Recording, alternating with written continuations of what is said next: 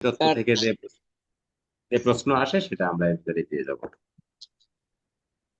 সন্ধি, নত্যবিধান, সত্যবিধান, ধ্বনির পরিবর্তন, এই যে মূল আলোচনাগুলো এইগুলো একটু জরুরি ভিত্তিতে এর ভিতরে করতে হবে, এবং তার ভিতরে স্বরসন্ধি, ব্যঞ্জন সন্ধি, এবং আরেকটা আছে হচ্ছে যুক্ত ব্যঞ্জন, যেটা সেটাও ধ্বনিতত্ত্বে আলোচ্য বিষয়ের ভিতরে চলে আসবে।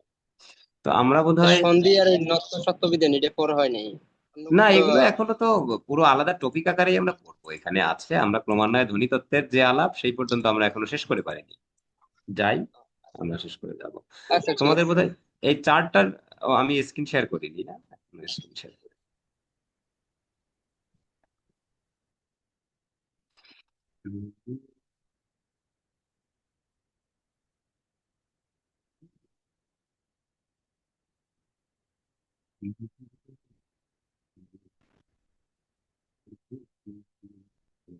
স্ক্রিনে এবার দেখতে পাচ্ছ বোধহয়, না? জি স্যার।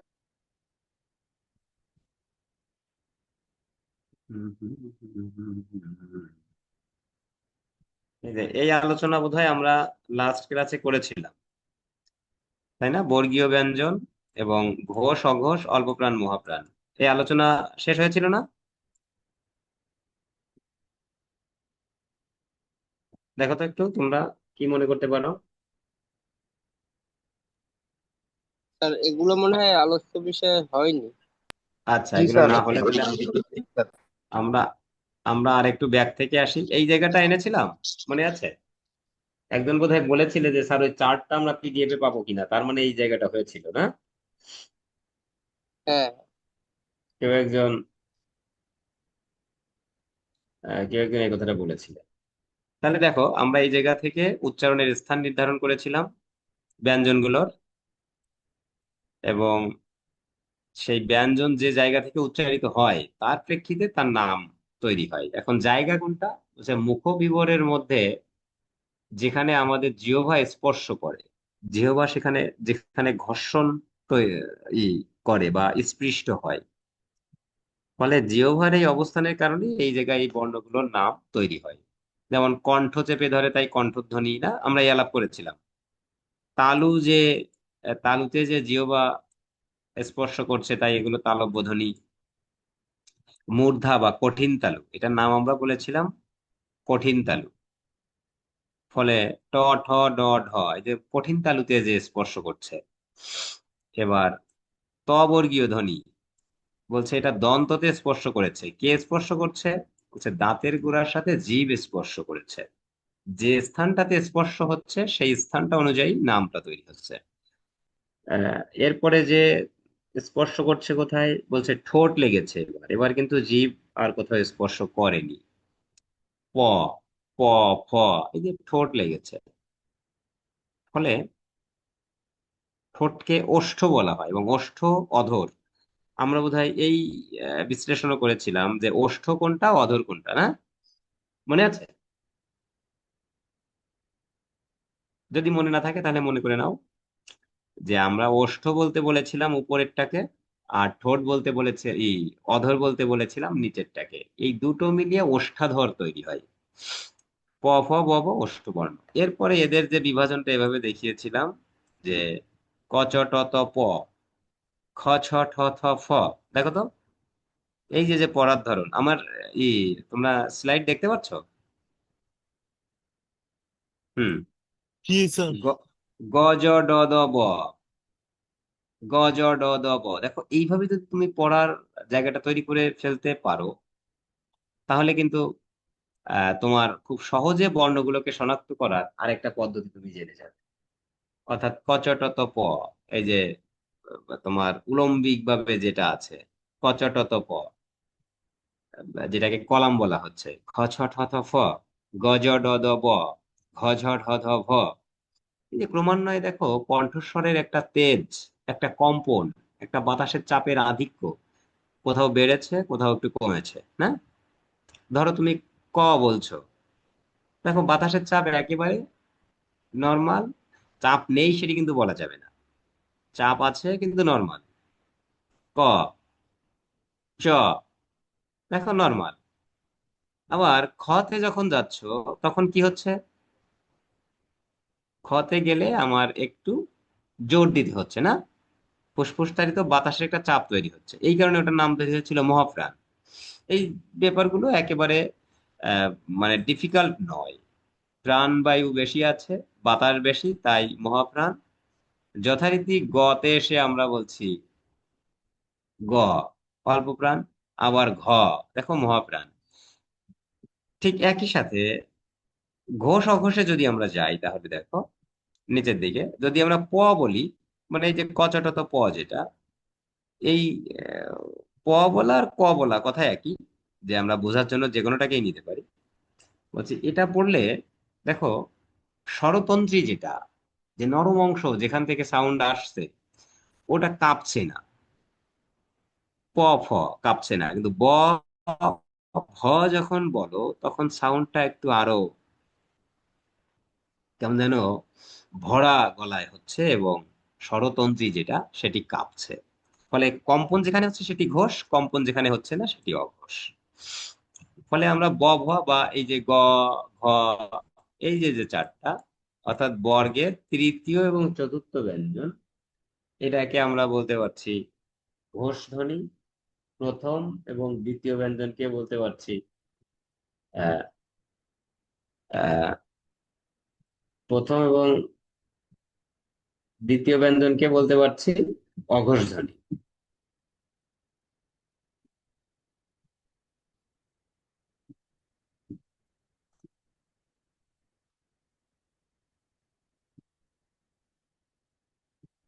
এখনই একটা খবর পেলাম, ওই যে বাগেরহাটে দিঘি আছে, তোমরা শুনেছো? আমজাহান আলী রহমতুল্লাহ আলাইহির আমজানলির দিকে দিঘি, হ্যাঁ ওই মাজারের পাশে। ও আমার স্টুডেন্টরা গ্রুপে আর কি শেয়ার করেছে, 9 বছরের একটা বাচ্চাকে এই একটু আগে কুমিরে নিয়ে গেছে। এটা কোনো কথা? এবং ওর মা সাথে ছিল। তে ওই যে নৌকা নিয়ে লোকজন নামছে, তার একটা ভিডিও শেয়ার করেছে। তো হঠাৎ করে আসছে, তো ওই আমাদের যে প্রাইভেট গ্রুপ আছে ওগুলো দিল, ভাবলাম যে স্টুডেন্টরা কি শেয়ার করলো, তাই এটা তোমাদের একটু বলতে হলো। কি অবস্থা দেখ। যাক, তাহলে আমরা এদিকে আরেকটু মনোযোগ দিই, যে এই উ ও ই ও ন ন ম। হ্যাঁ বলো। স্যার মানে অঘোষ অল্প প্রাণ আর ঘোষ মহাপ্রাণ, মানে এগুলার মানে অঘোষ আর অল্প প্রাণ এই দুইটার বেসিক পার্থক্য কি? আবার ঘোষ মহাপ্রাণ দুইটার মধ্যে বেসিক পার্থক্য কি? দুইটাই তো মানে কণ্ঠের আধিক্য বা মানে এরকম কিছু, মানে আমি বুঝতেছি না আসলে এই জায়গাটা একটু হ্যাঁ, ডিফারেন্সিয়েট। আচ্ছা ঠিক আছে, প্রশ্ন থাকলে আমাদের উত্তর দিতে একটু সুবিধা হবে। যে আমরা বলছি অল্প প্রাণ মহাপ্রাণ কখন বলছি? যখন বাতাসের চাপ বেশি কম থাকছে, তাই না? দেখো এই যে চারটা পার্ট, অল্প প্রাণ মহাপ্রাণ, অর্থাৎ আমরা খ এবং ঘ কে মহাপ্রাণ ধরছি, অর্থাৎ এর সোজাসুজি যে বর্ণগুলো আছে এরা মহাপ্রাণ। প্রথমত আমি স্কেচটা বুঝি না। এইবার বলছে যে খ যে মহাপ্রাণ, এটা বোঝার জন্য তো আমাকে ক এর সাথে তুলনা করতে হবে। তুলনা করে কি পাচ্ছি? হচ্ছে ক বলতে আমার কণ্ঠস্বরের যে বাতাসের চাপের জোর আছে, খ বলতে তার থেকে বেশি লাগে। ফলে ওটাই অল্প বাতাস, খতে বেশি বাতাস। এইটুকু বোঝা গেল কিনা? বাতাসের চাপ বেশি থাকে, কতে বাতাসের চাপ কম থাকে। ওকে, যথারীতি গ ঘতেও একই। বলছে গতে বাতাসের চাপ কম থাকে, কিন্তু ঘতে বাতাসের চাপ বেশি থাকে। এরও অল্প মহা গেল। ওকে, এখন এখন বলো এখানে প্রশ্ন আছে কি? নাই, এখানে আর যদি কোনো প্রশ্ন না থাকে, তাহলে এবার আমরা ঘোষ অঘোষে যাই। হুম, বলা হচ্ছে ক খ। হুম, ক খ বলতে আমার যে ভাবে স্বরতন্ত্রীটা কাঁপছে, ক খ। দেখো গ ঘ বললে তুমি একটু স্পর্শ করে হাতটা নিয়ে দেখো, ওই স্বরতন্ত্রীটা তার থেকে অনেক বেশি কাঁপে। এখন জায়গাটা হচ্ছে যদি একেবারে না কাঁপে তাহলে কিন্তু সাউন্ড হবে না। সেক্ষেত্রে ক খতে যে কম্পন আছে তার তুলনায় গ ঘতে কম্পন বেশি। অতএব ক খ কে বলা হয়েছে অঘোষ, আর গ ঘকে বলা হয়েছে ঘোষ। ঘোষ মানে আমরা কম্পন বা অনুরণন ধরে নেব। এইবার তাহলে আমরা ঘষে পাচ্ছি সেটি কাঁপছে, তাই তো। আর অঘষে পাচ্ছি ওটা কাঁপছে না বা কম কাঁপছে, যেটাকে কাঁপছে এমন আমরা বলবো না। এইবার অল্প প্রাণ মহাপ্রাণে যেটা পেয়েছিলে সেইটাকে যদি যুক্ত করি তাহলে দাঁড়াচ্ছে অল্প প্রাণ এবং অঘোষ, অর্থাৎ প কে আমরা একই সাথে অঘোষ অল্প প্রাণ বলতে পারছি। দেখো তো স্যার বৈশিষ্ট্য কি দাঁড়াচ্ছে, বলছে বাতাসের চাপ কম থাকে, কম্পন থাকে না। ওকে। এবার বৈশিষ্ট্য কি পাচ্ছ, বাতাসের চাপ কম থাকে না, বেশি থাকে এবার, কিন্তু কম্পন থাকে না। বুঝতে পারছি। এইবার বলছে এইবার বাতাসের চাপ কম কিন্তু কম্পন আছে।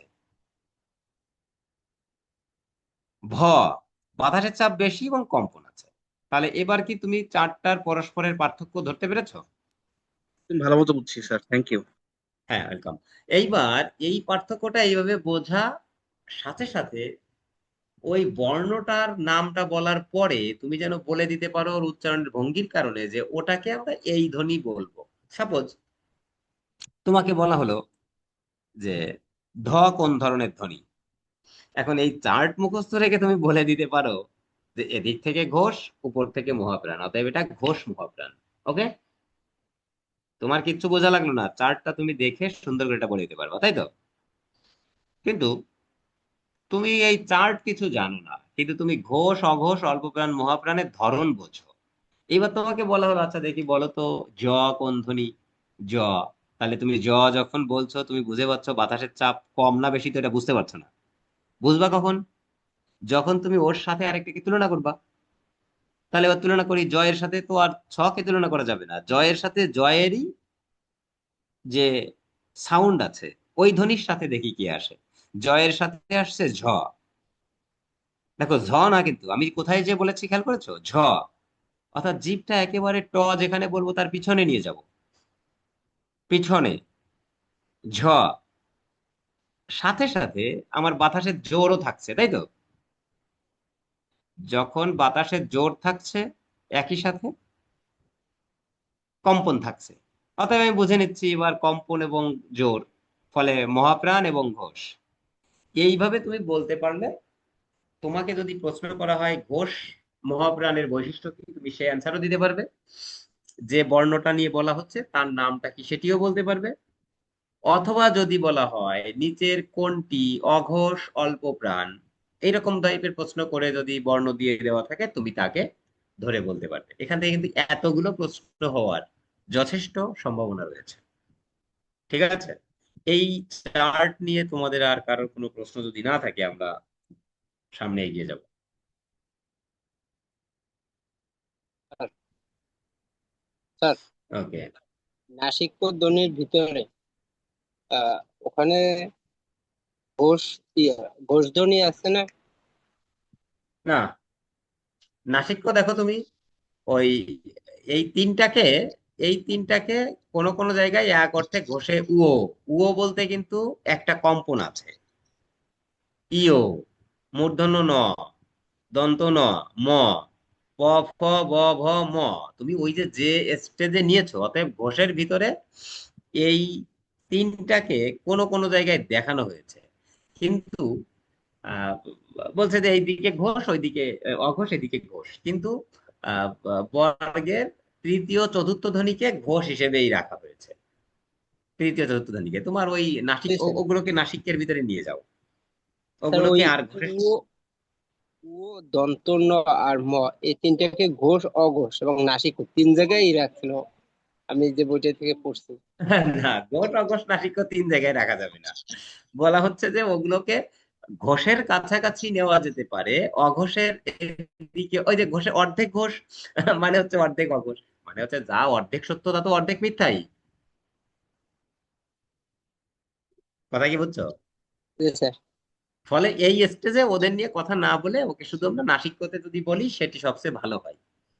যখন আচ্ছা যখন আর ওখানে ওখানে তো আমাদের এখানে যে ধ্বনি তো 25টা, না না প্রত্যেকটা স্পর্শধ্বনি ম পর্যন্ত। শোনো, এই স্পর্শধ্বনি বা বর্গীয় ধ্বনি এইগুলোকে 25টি বলবো। সেই অর্থে বর্গীয় ধ্বনি 25টি বলবো, কিন্তু স্পর্শধ্বনি আমি 25টি বলতে রাজি নই, বা সেটি ঠিক নয়। 28 কারণ বলে মনে হয়। হ্যাঁ, পরে আরো অনেক ধ্বনি আছে যাদের উচ্চারণ করার জন্য তোমাকে স্পর্শ করতে হবে, কিন্তু ওরা বর্গের মধ্যে নয়। এই কথা কি বুঝছো? হ, জি স্যার। ওই যদিও মনে হয় ওই তিনটে র, ল আর হ। হ্যাঁ হ্যাঁ, শোনো এবার, যদিও এদের নামও স্পর্শধ্বনি, এর অর্থ হ্যাঁ, সকল স্পর্শধ্বনি বর্গীয় ধ্বনি নয়, কিন্তু সকল বর্গীয় ধ্বনি নিশ্চিত রূপে। স্পর্শ ধ্বনি। শেষ করতে পারছো না কথাটা, দেখছো, খেয়াল করেছো? এইটা হচ্ছে জি স্যার। বোঝা, এটা হচ্ছে বোঝা। ফলে আমরা ওই আলাপকে আহ বোধহয় পরিচ্ছন্ন করতে পেরেছি। এরপরে যদি আমার কিছু বলতে বাকিও থাকে, তোমরা সেটা দেখবা, বুঝে ফেলবা। এটুকু হচ্ছে আমাদের পড়ার কাজ আসলে, যে ও, এটা স্যারের বাকি ছিল, সমস্যা নেই, কিন্তু এটুকু তো আমি বুঝতে পারছি, এটুকু তো এইরকম। জি স্যার। এই মানে আলাপের ধরনটা বুঝছো বোধহয় আমি কি বলতে চাচ্ছি, জি স্যার। বোঝাটা খুব ধন্যবাদ জরুরি। স্যার। হ্যাঁ, ওকে। এইবার দেখো, তোমরা যদি ওটা বুঝে ফেলতে পারো, তাহলে একে কি ধরনের ধ্বনি আমরা বলবো, এইটুকু একটু বলার চেষ্টা করো।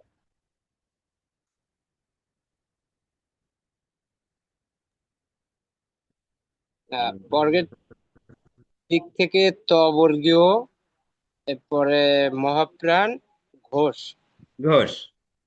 তাহলে ত বর্গীয় বা দন্ত বর্গীয় নাকি? জি স্যার। দন্ত বর্ণ। ঘোষ মহাপ্রাণ। হ্যাঁ, ঘোষ মহাপ্রাণ ধ্বনি।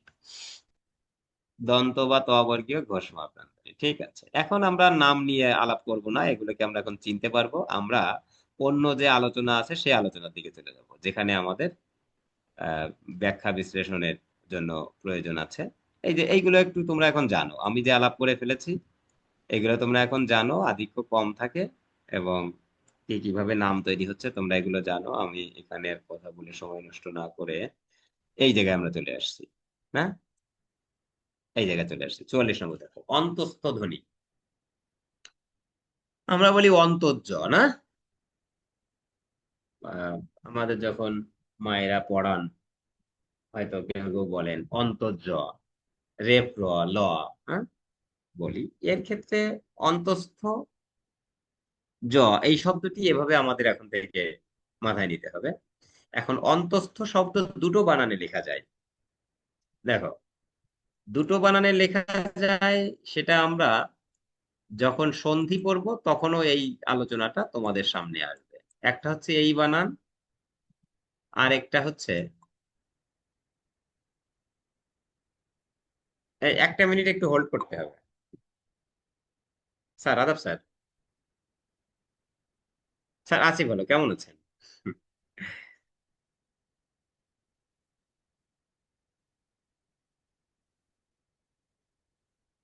কালকে আসতে হচ্ছে? আচ্ছা, বলছি তাহলে আসেন, আর কালকে ওই আপনার স্যালারির সেইটা যেটা বাজেটটা, সেটাও তাহলে রেডি করে দিলাম। সাকিব স্যারও ফোন দিয়েছিলেন।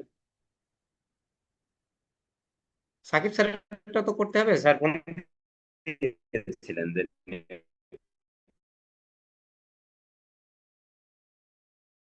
এটা একটু দিক করে দিতে। আচ্ছা, তা আসেন, আমি তো আছি, আমরা যাবো। ওকে, আদাব স্যার। আচ্ছা, তাহলে আমরা, শুনতে পাচ্ছ কেমন ধরো নেটওয়ার্ক এই দেখালো? আছো তো লাইনে, না? স্যার। ওকে, আরেকটা বানানে হয় দেখো, এইরকম করে বিসর্গ লোপ হয়ে যায়। দেখবা সন্ধির ক্ষেত্রে একটা নিয়ম পড়াবো, যে অনেক জায়গায় বিসর্গ রয়ে যায় বা লোপ হতে পারে, দুটোই শুদ্ধ। হুম। এখন এই দুটো বানানে হোক, কিন্তু তুমি এখানে যে বানানেই লেখো না কেন, যখন এই বানানটা হবে, তখন তোমাকে এটা মনে করতে হবে যে এটা মধ্যে অবস্থিত। এই অন্ত মানে হলো অন্তর, বিসর্গ আছে যখন, না? কি বানান হবে? অন্তর, মানে ভিতরে যেটা। অন্তর মানে বিয়োগও হয় কখনো কখনো, আমরা সেই দিকে যাব না ব্যাকরণের ক্ষেত্রে। বলছে মধ্যে অবস্থিত তাই অন্তস্থ। আর এই অন্তস্থ যদি হয় তাহলে শেষে অবস্থিত, মানে অন্ত মানে শেষ, অন্তে অবস্থিত তাই অন্তস্থ, বিসর্গ নেই। ওকে। আর অন্তস্থ যদি আমরা বিসর্গ দিয়ে লিখি তাহলে তখন কি হবে? শেষে অবস্থিত না, তখন কোথায় অবস্থিত? মধ্যে অবস্থিত। দুটো শব্দের ব্যাখ্যাটা এরকম ধরবে, এবং সেই ব্যাখ্যার ব্যাখ্যা হচ্ছে যখন বিসর্গ ছাড়া অন্তস্থ, তখন তোমাকে মনে করতে হবে এরা বর্গীয় বর্ণের অন্তে অবস্থিত, তাই অন্তস্থ ধ্বনি। এই আলোচনাটা করলাম, বানানটা এইভাবে হতে পারে তাই, কিন্তু বানানটা এইভাবে এই জায়গায় না হওয়াই ভালো। এই জায়গায় বানানটা হওয়া উচিত এইভাবে, অন্তস্থ অর্থাৎ মধ্যে অবস্থিত। বলছে মধ্যে অবস্থিত মানে কি, কিসের মধ্যে অবস্থিত? বলছে প্রথম গুলো তো বর্গীয় বর্ণ না, আর এই জ্বর ও লয়ের পরে কে, কোন ধ্বনি লয়ের পরে? তালিবস্য। তালব্য স। তালি নয়, আমরা তালি থেকে চলে আসবো, হ্যাঁ, তালি আর আমরা সাউন্ড করব না। তালিবর্ষ আমরা এভাবে চালাই, কিন্তু আমরা এখন থেকে চেষ্টা করব এই ধ্বনিগুলোকে আজকে থেকে তোমরা যেহেতু লেখাপড়া শিখে একটা শ্রেণী থেকে একটু মানে চিন্তা চেতনায়, ধ্যানে, জ্ঞানে, অবস্থানে, হ্যাঁ, তোমার মানসিকতায় একটু ভিন্ন জায়গায়, ফলে তুমি একটু তোমাকে সংস্কৃত করে উপস্থাপন করবে। আর তালিবর্ষ এটা আর বলবো না, আমরা এটাকে বলবো তালব্য স, একেবারে নর্মাল স, তার আগে শুধু কি তালব্য, অর্থাৎ তালু দিয়ে উচ্চারণ করতে হয়, মনে আছে আমরা শিখেছিলাম একটু আগে। এই কারণে এটা তালব্য স। তালিবর্ষ নয়, আমরা ওই শিক্ষাটা শিখবো না, এবং আমরা চেষ্টা করব আমাদের থেকে এখন যাদের আমরা বলবো, অর্থাৎ ছোট ভাইদের, ছোট বাবুদের বা বাচ্চাদের যাদের বলবো, আমরা চেষ্টা করব তাদের এই ভঙ্গিটাই শেখাতে একেবারে। তালব্য স, মূর্ধন্য স, দন্ত স, এই কয়টাকে কি বলা হয়? বলছে এরা ঊষ্ম বা শীষ ধ্বনি, সেটা আমরা পরে জানবো। কিন্তু তার আগে বলছি, যেহেতু আগে বর্গীয় পরে ঊষ্ম, এদের মাঝখানে অবস্থিত তাই মধ্যে অবস্থিত, এই জন্য এইগুলোর নাম হয়েছে অন্তস্থ ধ্বনি। সংজ্ঞাটার ব্যাপারটা বুঝতে পেরেছো, কেন অন্তস্থতে বিসর্গ থাকছে? অন্তস্থ দুটো বানান বললাম, দুটো বানানের দুটো অর্থ বললাম। তুমি ঠিক এইভাবে শব্দের অর্থকে একটু বিশ্লেষণ করে বোঝার চেষ্টাটা করবে। একটা জিনিস খেয়াল করবে, একটা কথা আছে বলো তো, কল্পনা জ্ঞানের চেয়েও মূল্যবান, এই কথাটা কে বলেছেন? Imagination is better than knowledge. বলো কে বলেছে এই কথাটা, জানো?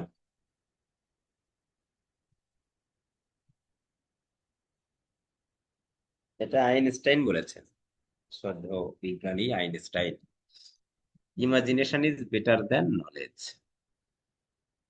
মানে কি, কল্পনা জ্ঞানের চেয়েও গুরুত্বপূর্ণ বা মূল্যবান। কিন্তু তুমি এর সাথে সাথে, এটা ভালো একটা বাক্য, তবে আহ চূড়ান্ত নয়। চূড়ান্ত নয় এই অর্থে তুমি এটাকে বিশ্লেষণ করে ভিন্ন দিকে যেতে পারো, ফলে বিশ্লেষণটাই হচ্ছে গুরুত্বপূর্ণ আসলে। কথাটা কি বুঝছো? বিশ্লেষণটা গুরুত্বপূর্ণ, তুমি এটাকে কিভাবে বিশ্লেষণ করে কিভাবে অর্থবহ করছো সেটি গুরুত্বপূর্ণ। বিশ্লেষণ কিন্তু কল্পনার বিষয় নয়, বিশ্লেষণ হচ্ছে যুক্তির বিষয়, লজিকের বিষয়, পূর্বাপর বুঝতে পারার বিষয়। ফলে তুমি এইভাবে এটাকে ভাববে, সাথে সাথে মনে রাখবে শব্দটি যেন বানান ভুল না যায়, যে কোন বানানটা এখানে আমরা ব্যবহার করছি, কিভাবে অর্থ তৈরি হচ্ছে। এর সাথে দেখো পূর্ব এবং পর উভয়ের সম্পর্ক আমি তোমাকে গেঁথে দিচ্ছি। পরে ঊষ্মধ্বনি, পূর্বে ছিল বর্গীয় ধ্বনি, এই দুইয়ের মাঝখানে অবস্থিত তাই অন্তস্থ ধ্বনি। আমরা এই আলোচনা কি গত ক্লাসে করছিলাম নাকি? জ কোন ধ্বনি এটা বলতে যে তোমাদের এর মাঝখানে একটা ব ছিল, সেটাও বলছিলাম বোধহয়, আমার তো এখন মনে পড়ছে না। কেউ কি আছো যে গত ক্লাসে এই আলাপ করেছি কিনা বলতে পারো? বলতে মনে পড়ছে না, না? এইটা বলতে যে আমরা এখানে একটা ব ছিল, ব কে কেন বাদ দেওয়া হয়েছে সেই আলোচনা কাদের সাথে করছিলাম? মনে আছে? জ্বর। অন্তস্থ ব, হ্যাঁ, অন্তস্থ ব। হ্যাঁ, এবং এই বটা বাদ দেওয়া ঠিক হয়নি, দুটো সন্ধির শব্দ এনে তোমাদের দেখিয়েছিলাম না? তোমাদের কিন্তু মনে নেই। যাক, আমার মনে পড়ছে তো যে এই আলাপ করেছিলাম, ওইদিকে আর আজকে যাব না আমি। আমি শুধু তোমাদের এখানে এই জায়গাটা জানাই যে অন্তস্থ জ, এটাও বর্গীয় জয়ের মতো, যশ এইসব আমরা লিখিয়ে দেখিয়েছিলাম। এই যে অন্তস্থ জয়ের উচ্চারণ বর্গীয় জয়ের মতো। হুম। অন্তস্থ ধ্বনি তিনটি, আমরা এই অন্তস্থ ধ্বনি তিনটি নিলাম। এরপরে আমরা নেব তাড়নজাত ধ্বনি। দেখো, তাড়নজাত ধ্বনি উচ্চারিত হওয়ার ধরন। আর ডয় বিন্দু র, ঢয় বিন্দু র, এই দুটো হচ্ছে জিহ্বার অগ্রভাগ, অর্থাৎ জিহ্বার একেবারে সামনের অংশ। ডয় বিন্দু র, দেখো ডয় বিন্দু, এই কথাটা তুমি যেখানে বলছো ডয় বিন্দু, এই কথাটা বলতে যে এইবার বলে বলে এমনি তুমি যখনই রতে যাবে, র বলতে যে সাথে সাথেই তোমার জিভ একেবারে ট যেখানে বলো ওইখানে চলে যায়। যদি না যায় তাহলে হচ্ছে না, যেতে হবে। ডয় বিন্দু র, খেয়াল করছো সাউন্ডটা কিরকম আসছে? বাড়ি। তো অনেক বাড়াবাড়ি করছিস, অনেক বাড়াবাড়ি করছিস, খেয়াল করো। এবার আবার দাঁতের গোড়ায় চলে আসছে। গড়ের, গড়ের মাঠে গরুর, নট গরুর, গরুর গাড়ি, গড় গড়িয়ে যায়। খেয়াল করো, সবগুলো শব্দ আহ কি হচ্ছে এই কোন র, কোন র তুমি বলছো? রেপ র না ডয় র? এটা তোমাকে একটু আলাদা করে ফেলতে হবে। হচ্ছে আমরা আমরা খাচ্ছি, মানে কি এটা হলো আমরা আমরা খাচ্ছি। খেয়াল করো, এবার আমরা, এই আমরা বানানে কিন্তু ডাইবিন্দু র। কেউ যদি বলে যে আমরা আমরা খাচ্ছি, বলে হ্যাঁ ঠিক আছে, তোরা তোদেরই খা। ঠিক আছে, আমরা আমরা খাচ্ছি। আচ্ছা, ওই গানটা শুনেছো, শাওন রাতে যদি স্মরণে আসে মোরে? এই গানটার দেখবা লাইন আছে যে বাহিরে ঝড়ো বহে, ঝড়ো নয়নে বাড়ি ঝরে, নয়নে বাড়ি ঝরে, যখন এবার বাড়ি মানে পানি, মানে রেপ্র, ঝরে মানে ঝরে পড়ছে, মানে ঝরে পড়েছে, এটা নট ঝড়, ঝরে পড়া অর্থাৎ ঝর্ণার মতো। দেখো, ঝড়ে ঝরে পড়ে, দেখো তো ধরতে পারছো কিনা? ঝড়ে ঝরে পড়ে, প্রথম র এবং শেষের র ডয় বিন্দু র। কিন্তু ঝরে, যেটা ঝরে, এটা দাঁতের গোড়ার সাথে ওই যে শক্ত তার ঈদের, ওই যে যেমন জ্বর হলো, এই জায়গাগুলো একটু স্থান নির্ধারণ করে তুমি তোমার বলার ধরনটাকে তৈরি করো। হয়তো কানে সাউন্ডটাকে তুমি আলাদাভাবে পাবে না, যখন তুমি এর পার্থক্যটা নিজে না ধরতে পারবে মনে হবে যে স্যার একই রকমই তো শোনাচ্ছে। কিন্তু একই রকম শোনাচ্ছে না। বাড়াবাড়ি করা আর বাড়াবাড়ি করা কি এক? এক নয়। বারবার আর বাড়াবাড়ি, দেখো তো দুটো র একই সাউন্ড দিচ্ছে না। হয়তো তুমি বলতে পারো যে স্যার এই পার্থক্যের দরকার কি, আলাদা কেন করেন, একটা হলেই তো হয়। কি কারণে আমাদের পার্থক্যের দরকার বলতে পারবে কেউ? দুটো র কে কেন রাখা হয়েছে? ইস, মেয়েটার নাম ফাতিমা, কেমন লাগে গাও। হ্যাঁ রে,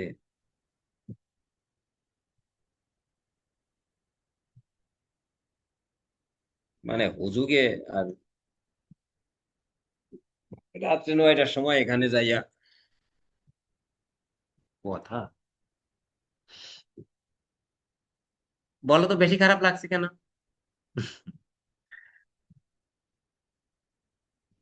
বলতে পারবা?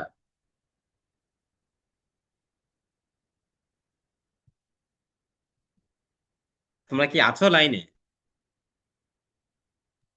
জি স্যার। এটা কি ওই কি জানো, আমি তোমার নামটা মনে করতে পারছি না। তুমি শাশ্বত স্যার। শাশ্বত, হ্যাঁ ঠিক আছে, তোমার সাউন্ডটা আমার মনে আছে, নামটা মনে ছিল না। বলছি যে ওই যে মেয়েটার নাম ফাতিমা, এটা দেখে বেশি কষ্ট লেগেছে, বেশি খারাপ লাগলো। মানে দেখবা তোমরা কি সহ কি ওটা সহানুভূতি, অর্থাৎ আমি সহ অনুভূতি বলতে চাচ্ছিলাম তো তাই আর কি প্রথম থেমে গেলাম। তার সহানুভূতি যেটা আর সহমর্মী যেটা, এই দুইটার পার্থক্য তো বোঝো।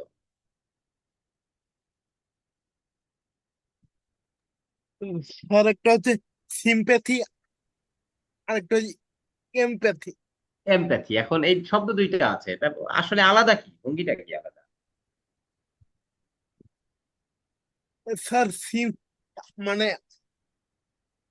এজ এ সাইকোলজি স্টুডেন্ট আমাদের হচ্ছে সিম্প্যাথি আর এমপ্যাথির যেভাবে পার্থক্য করানো হয়। হুম। সিম্প্যাথি হচ্ছে মানে আপনার কোনো একটা সমস্যা, আমি আপনাকে বললাম যে আমি আপনার পাশে আছি, যে কোনো সময় যোগাযোগ করুন, ইত্যাদি ইত্যাদি। হুম। আর এমপ্যাথির ব্যাপারটা হচ্ছে আপনার অবস্থানে নিজে থেকে কল্পনা করে সেই সময় আপনার কি অ্যাকশনটা তোমার করতে মনোবিজ্ঞান ঠিক লাগবে কথাই পোস্ট। বলেছে, মানে ঠিক কথা বলেছে, মানে এই অর্থে বলছি যে ওইটাই মনে করি তাই বলছি। আমি মনোবিজ্ঞানকে বিচার করতে বসিনি, বলছি যে সিম্প্যাথিটা হচ্ছে আহ এটা হতে পারে যে আপনি ব্যথিত, আমরা আসলে দুঃখ প্রকাশ করছি আপনার জন্য, এই আমরাও সহানুভূতি প্রকাশ করছি। আর এমপ্যাথিটা হচ্ছে ওইটা নিজের হলে কি হতো, এই অনুভূতি নিজের ভিতরে থাকা, এবং তাই নিয়ে তার জন্য তার সাথে ট্রিট করা। অর্থাৎ এমপ্যাথি যাদের থাকে তারা আরো অনেক বেশি, যারা দেখাতে পারে আন্তরিকভাবে, অন্তর থেকে ওই উপলব্ধিটা করতে পারে। এটা হওয়ার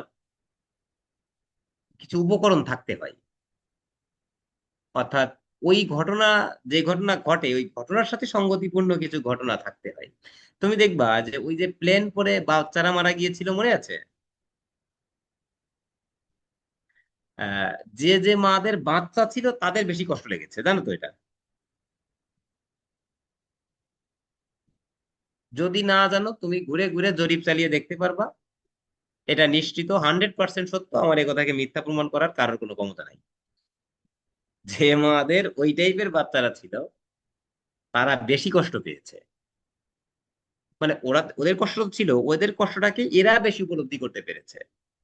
মনে হয়েছে ওই যে দেখলে এই বাচ্চা কেমন যেন, এই বাচ্চার মতন একটা বাচ্চা, এই যে এই উপকরণটা, আমি উপকরণ বললাম শব্দটি আহ মানে কি বলে, আমি ওই অর্থেই ব্যবহার করেছি, আর সাহিত্যে এটিকে সম্ভব শব্দকে হয়তো উপকরণ তোমাদের কাছে মনে হতে পারে এটা একটা বস্তু, এটাকে এটা কেন বললো, স্যার কেন বললেন, কিন্তু ব্যাপারটি সেরকম নয়। হুম। ব্যাপারটিকে বুঝে নেওয়ার আরেকটা উচ্চতর পর্যায়ে আছে, যে ও এটা তাই। যেমন তোমার তোমরা কি বিলাসী গল্প পড়েছো কিনা? বিলাসী গল্পে আহ শরৎ বারবার বলেছেন যে এদের মধ্যে যে বস্তুটি আছে তা আর অন্য জায়গায় হয়তো পাওয়া যাবে না, অর্থাৎ তাদের মধ্যে এই বস্তু নেই, আমি তাও বলছি না। খেয়াল করো, বস্তু শব্দটি বলেছে, বলো তো কাকে বোঝানোর জন্য বস্তু শব্দটি ব্যবহার করেছিল? কি বোঝানোর জন্য? যদি পড়া থাকে তাহলে পারবে, পড়া না থাকলে পারবে না। ওখানে কিন্তু সেই পরস্পরের প্রতি যে প্রেম ছিল, সেই প্রেমটাকে, সেই ভালোবাসাকে আহ শরৎ এই গল্পে বস্তু বলে উল্লেখ করেছে। ঠিক আছে। এখন আহ যাদের এই রসবোধ নাই, বা শব্দের এই বিচারবোধ নেই, বা শব্দকে অন্য অর্থে যারা গ্রহণ করার মানসিকতা রাখতে পারে না, তারা উপকরণ বললে ভাববে কি যে ও মানুষ, মেয়ে আছে একই বয়সের, এটাকে উপকরণ বলা যায়, এটা কেমন বোকার মতন কথা বলতে স্যার, এটা ভাবতে পারে। কিন্তু তাই নয়, তার ব্যবহারের ক্ষেত্রে এই ধরনের প্রয়োগ থাকে। মনে আছে জীবন্ত দাশের একটা কবিতা আছে, এই কবিতাটা কি তোমরা পড়েছো? অদ্ভুত আধার এক এসেছে পৃথিবীতে, যারা অন্ধ সবচেয়ে বেশি চোখে দেখে তারা। যাদের হৃদয়ে প্রেম নেই, প্রীতি নেই, করুণার আলোড়ন নেই, পৃথিবী আজ অচল তাদের সুপরামর্শ ছাড়া। না, এই কবিতা পড়েছো? এটা কবিতা হিসেবে না পড়লেও তোমরা সারমর্ম হিসেবে পড়ে রাখার কথা। যদি পড়ে না রাখো, কবিতার লাইনটা মনে রাখো, ফিউচারে যে কোনো কাজে লেগে যেতে পারে। দেখো এই কবিতাটাই শেষে যে কথাটি ব্যবহার করেছেন, যে পৃথিবী আজ অচল তাদের সুপরামর্শ ছাড়া। দেখো শব্দটি কিন্তু অচল নয়, কথাটা খেয়াল করতে হবে। শব্দটি হচ্ছে অচল, মানে পৃথিবী চলবে না। অচল, নট অচল। তোমরা এটাকে অচল বলবে, আমি আমি কিন্তু কথার ভিতর থেকে ধ্বনিও পড়িয়ে যাচ্ছি, কথাটি মাথায় নিতে হবে, হ্যাঁ? অচল নয়, অচল। তাহলে সুপরামর্শ শব্দটি কেন ব্যবহার করলেন জীবনানন্দ দাশ? ওখানে কি আসলে সুপরামর্শ, ওরা যে পরামর্শ দেবে তাকে কি সুপরামর্শ বলা যায়? যে যাদের হৃদয়ে করুণা নেই, প্রীতি নেই, প্রেম নেই, স্নেহ নেই, করুণার আলোড়ন নেই, পৃথিবী আজ অচল তাদের সুপরামর্শ ছাড়া। ভাবতে পারো? কেউ হয়তো ভাবতে পারে, হ্যাঁ জীবনানন্দ দাশ এখানে তো বলতে পারতো পৃথিবী আজ অচল তাদের কুপরামর্শ ছাড়া। আরে বাবা, উনি তো কুপরামর্শই বোঝাতে চেয়েছেন, এবং এটি শ্লেষাত্মক, ব্যঙ্গাত্মক, বিদ্রুপাত্মক উক্তি। এটাই হচ্ছে তোমার একই সাথে বিশ্লেষণাত্মক বোধ, একই সাথে রসবোধ সাহিত্যে। ফলে আমরা ধ্বনির কথাও জানলাম, একই সাথে আমি তোমাদের এই কথাও কইতে চাইলাম যে আমার এই মুহূর্তে হঠাৎ করে কষ্ট বেশি লাগার কারণ হচ্ছে ওইটা, যে আমারও এরকম 6 সাড়ে 6 বছরের একটা মেয়ে আছে। বুঝতে পেরেছো? তোমাদেরও এরকম হবে। মানব জীবনের এই সম্পর্ক, এটি তুমি এড়িয়ে যেতে পারবে না। এর বাইরে এসে বেদনা আমাদেরও থাকবে, তার বাইরে এসেও। এবং সেই বেদনা থেকেই আমরা ওই মাকে বকাঝকা, বোকা, এটা সেটা এইগুলো বলে টলে অল্প কয়েকদিন পরে আবার এই বেদনা ভুলে যাব। কারণ কি বলতো? বলো, ঢেউগুলি নিরুপায় ভাঙে দুধারে, এই লাইনটি কার লেখা? এইবার না কইতে পারলে তো হবে না।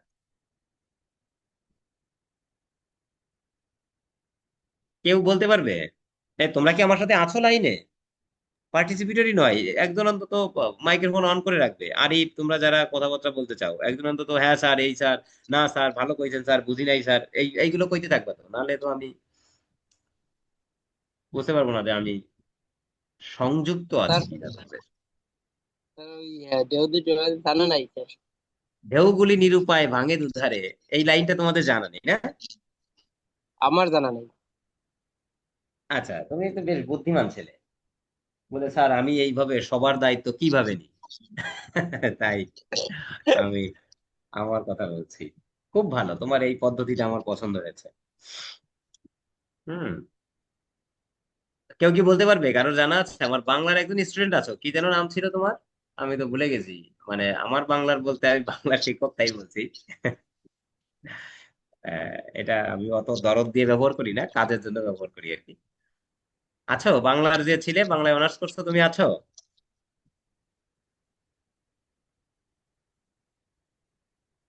ঢেউগুলি নিরুপায় ভাঙে দুধারে,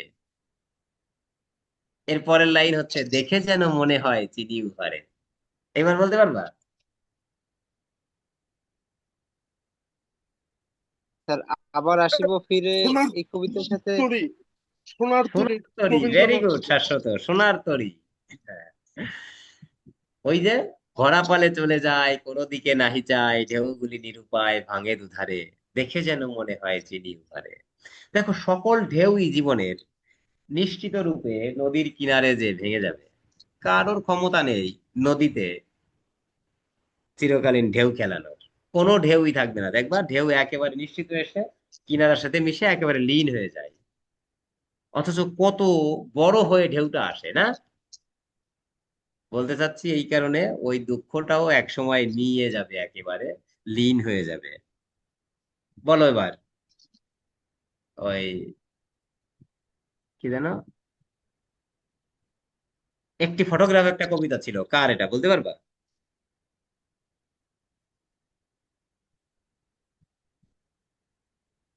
ওই যে দেয়ালের ছবি টানানো ছেলে 3 বছর আগে গ্রামের পুকুরে পড়ে মারা গেছে। স্যার, এরকম মহাদেব আহ, সাহা। না না না, আমাদের তা না, শামসুর রহমানের একটি ফটোগ্রাফ। অত্যন্ত গুরুত্বপূর্ণ কবিতা, অত্যন্ত গুরুত্বপূর্ণ, এবং তোমাদের জন্য সেটি অবজেক্টিভ হিসেবে লাগতে পারে, যে কোনো সময় মাথায় রেখো।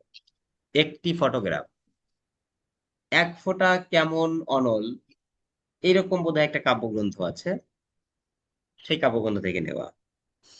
আমার এই মুহূর্তে পরিচ্ছন্নভাবে নামটা মনে নেই আর কি কাব্যগ্রন্থের, অনেকদিন নাম দেখা হয় না তো। তো ওইখানে পুত্রশোকের নদীতে 3 বছর পরে এসে পুত্রশোকের নদীতে চর পড়ে গেছে। আমরা বলছি সকল দুঃখই লীন হয়ে যাবে, সকল ঢেউই নিরুপায় হয়ে নদীর কিনারে ভেঙে যাবে। ফলে দুঃখের যে আহ তাপ, হুম, তাকে আমরা হজম করে ফেলি কিসের মাধ্যমে, খেয়াল করেছো? জ্ঞানের মাধ্যমে। জ্ঞান ভয়ানক খারাপ জিনিস, দুঃখটাকেও ঠিক মতন উপভোগ করতে বা উপলব্ধি করতে দেয় না। ভাবতে পারছো? আমি বললাম অন্যভাবে, দুঃখ থেকে বাঁচার উপায় হচ্ছে জ্ঞান, তাকে বললাম এইভাবে। অর্থাৎ এই দুঃখ একসময় শেষ হয়ে যাবে, আমরা অনাগত দুঃখের জন্য আমাদের সাহস শক্তি সঞ্চয় করি, এইবার আবার সেই বাড়াবাড়িতে চলে আসি। ঠিক আছে, তাহলে ডয় বিন্দু র আমরা চিনলাম। বললো এই যে জীব খুব দ্রুত পিছনে টান দিচ্ছে, তড়ি ঘড়ি করে আসা, একটা কথা শুনেছো, তড়ি ঘড়ি? আমি তোমাদের একটা কথা প্রথম দিকেও বলেছি, আমি এটা সাধারণত কাজের ক্ষেত্রে বলে থাকি। সেটি হলো, তাড়াতাড়ি করো কিন্তু তাড়াহুড়ো করো না। দেখো তো বোঝো কিনা। স্যার, ডয়বিন্দু রয়তে জীবের একটু ভিতরের দিক চলে যায়। দুটোতেই তাড়াতাড়ি আছে এবং তাড়াহুড়ো, দুটোতেই সবই ডয়বেন্দ্র। আমি বলতে চাচ্ছি শব্দটি ব্যঞ্জনা বোঝো কিনা, ভাবার্থ বোঝো কিনা, তাৎপর্য উপলব্ধি হয় কিনা। তুমি যে কোনো কাজ তাড়াতাড়ি করবে তাতে সমস্যা নেই, কিন্তু তাড়াহুড়ো করতে যে তোমার ভুল হয়ে যাওয়ার সম্ভাবনা থাকবে। তাড়াতাড়ি আর তাড়াহুড়োয় যে তফাৎ আছে এটা তোমাকে বুঝতে হবে। তাড়াতাড়ির মানে হচ্ছে তাই যথাসম্ভব সচেতনতার সাথে, যথাসম্ভব দ্রুত, এটি হচ্ছে তাড়াতাড়ি। আর তাড়াহুড়ো মানে হচ্ছে তুমি, আরে হোক দেখি একটা কিছু, আরে তাড়াহুড়োতে ভুলে গেছে। দুইয়ের পার্থক্য ধরতে হবে। তাড়াতাড়ির সাথে আমাদের সম্পর্ক আছে, ওই যে তাড়িত হয়ে যাচ্ছে জীব, দ্রুত যাচ্ছে, তাই এটাকে তাড়ন থেকে উৎপন্ন হচ্ছে, এটাকে বলা হয় যে তাড়ন জাত ধ্বনি। তাড়ন জাত, জাত শব্দের সাথে পরিচয় আছে কিনা এবার এটা বোঝো। জাত শব্দের অর্থ হচ্ছে উৎপন্ন, অর্থাৎ তাড়না থেকে উৎপন্ন হয়েছে, তাই তাড়ন জাত। এটা জাত বলবে না কিন্তু, তাড়ন জাত নয়, হ্যাঁ, তাড়ন জাত। এবার দেখো নীলিন বর্ণ, কম্পন জাত। হ্যাঁ বলো কি? অনীলিন বর্ণ আছে তয়ের সাথে। হ্যাঁ ত, হ্যাঁ, ত এর সাথে একটা অ আছে এবং শেষে অ থাকলে সেই অ এর উচ্চারণটা হয়ে যায় ও। ওকার। ধ্বনিতে ও আসে, আমরা যদি লিখে দেখাতে যাই তাহলে ও কারে পরিণত হয়ে যাবে। হুম, ঠিক আছে। লিখে দেখাতে গেলে কিভাবে দেখাবো? যা, তো তয়কারে তো, যা তো। এই যে ও, ওটা সবসময় সংবৃত থাকে, অর্থাৎ সংকুচিত থাকে ঠোঁট। হুম, এই যে গোল হয়ে আসে ও। অনেকটা এটা অর্ধ সংবৃত বলা যায়, এটাকে পূর্ণ সংবৃত্তি। সংবৃত বলা। প্রথমত সংবৃত, তারপরে যখন তোমাকে বলবো যে আরেকটা আছে সংবৃত, অর্থাৎ উ। দেখো তো, উ বলতে ঠোঁট যেমন ঘোরে, ই আর উ। হ্যাঁ, না আমরা ই, ই আবার আলাদা, ইর কথা ভিন্ন। ইতে বিবৃত হয় হচ্ছে উ। উ বলতে ঠোঁট যেমন হয় উ, ও বলতে কি তার থেকে একটু কম কুচকে না, ও ও ও আর উ, খেয়াল করেছো? উতে ঠোঁট একেবারে চোখা হয়ে আসে, আর ও বললে গোল হয়। ওটা গোলও হয় কিন্তু একেবারে কুচকে আসে, ফলে উ কে বলা হচ্ছে পুরোপুরি সংবৃত, আর ও কে কখনো কখনো বলা হয় অর্ধ সংবৃত, কিন্তু উভয়ই তো সংবৃত, উভয়ই সংবৃত। আচ্ছা, আমরা এবার কম্পনজাত ধ্বনির কথা বলবো। তার আগে এই যে যে শব্দটা কি লিখছি, এটা তারণজাত ধ্বনি অর্থাৎ কি? এই শব্দটাকে একটু উচ্চারণ করতে হবে। একদম একটু উচ্চারণ করো, আরিফ। জিহ্বার। জি, জিহ্বার। জিহোবা। হুম, তুমি যেটি বলছো সেটি আমি লিখবো, জি হো। জিহ্বার। না, এটা এরকম কিছুই নয়। এই শব্দটিকে আজকে উচ্চারণ শিখে নাও, আর কোনোদিনই যেন এর থেকে ভিন্ন না বলো। এটা ব্যাকরণিক নিয়মে এইরকম হয়, জি, জিওভা। কিন্তু আরেকটা নিয়ম আছে, ওর আরেকটু এগোনো নিয়ম, যাতে করে এ পরিণত হবে উতে, জিহ্বা। আমরা যদি জিহ্বা পর্যন্ত না যেতে পারি, অন্তত জিহ্বা বলতে একটু টাইম লেগে যায়, আমরা বলবো জিহ্বা। এটা কিন্তু ক্ষয়ের কোনো সুযোগ এখানে নাই। তাহলে আমরা এখান থেকে ধরে নিচ্ছি হ এবং ব থাকলে সেটি কিসে পরিণত হয়? ও এবং ও উ। হতে। এটা লিখে রাখো খাতায়। হ ব থাকলে কোথায় পরিণত হবে? ও ভতে। কিন্তু আগে যদি রস্বীকার থাকে, এই কথাটা মনোযোগ দিও, আগে যদি রস্বীকার থাকে, আগে রস্বীকার আছে কিসে? জয়। জয়। তাহলে ও না হয়ে ওটা উতে পরিণত হয়। আগে যদি রস্বীকার থাকে তাহলে ওতে না যে কোথায় যাবে? উতে যাবে। এইবার এই যে যে কথা বললাম, তোমরা এই কথাটা বুঝতে পেরেছো কি না? পারলে বলার দরকার নাই, না পারলে বলো। তার আগের রসিকের বলতে কি ওই যুক্ত বর্ণের রসিকের নাকি পূর্ববর্তী ওই যে বর্ণের রসিকের? আগে, ওর আগে রস্বীকার, এই যে জতে রস্বীকার আছে, জি স্যার। ওর আগে যদি রস্বীকার থাকে, মানে আগে মানে একেবারে আগের বর্ণে আর কি, তাহলে আমরা সেটাকে কি বলবো? উ বলবো। এইবার আমি একটা শব্দ লিখলাম, বলো কি উচ্চারণ হবে?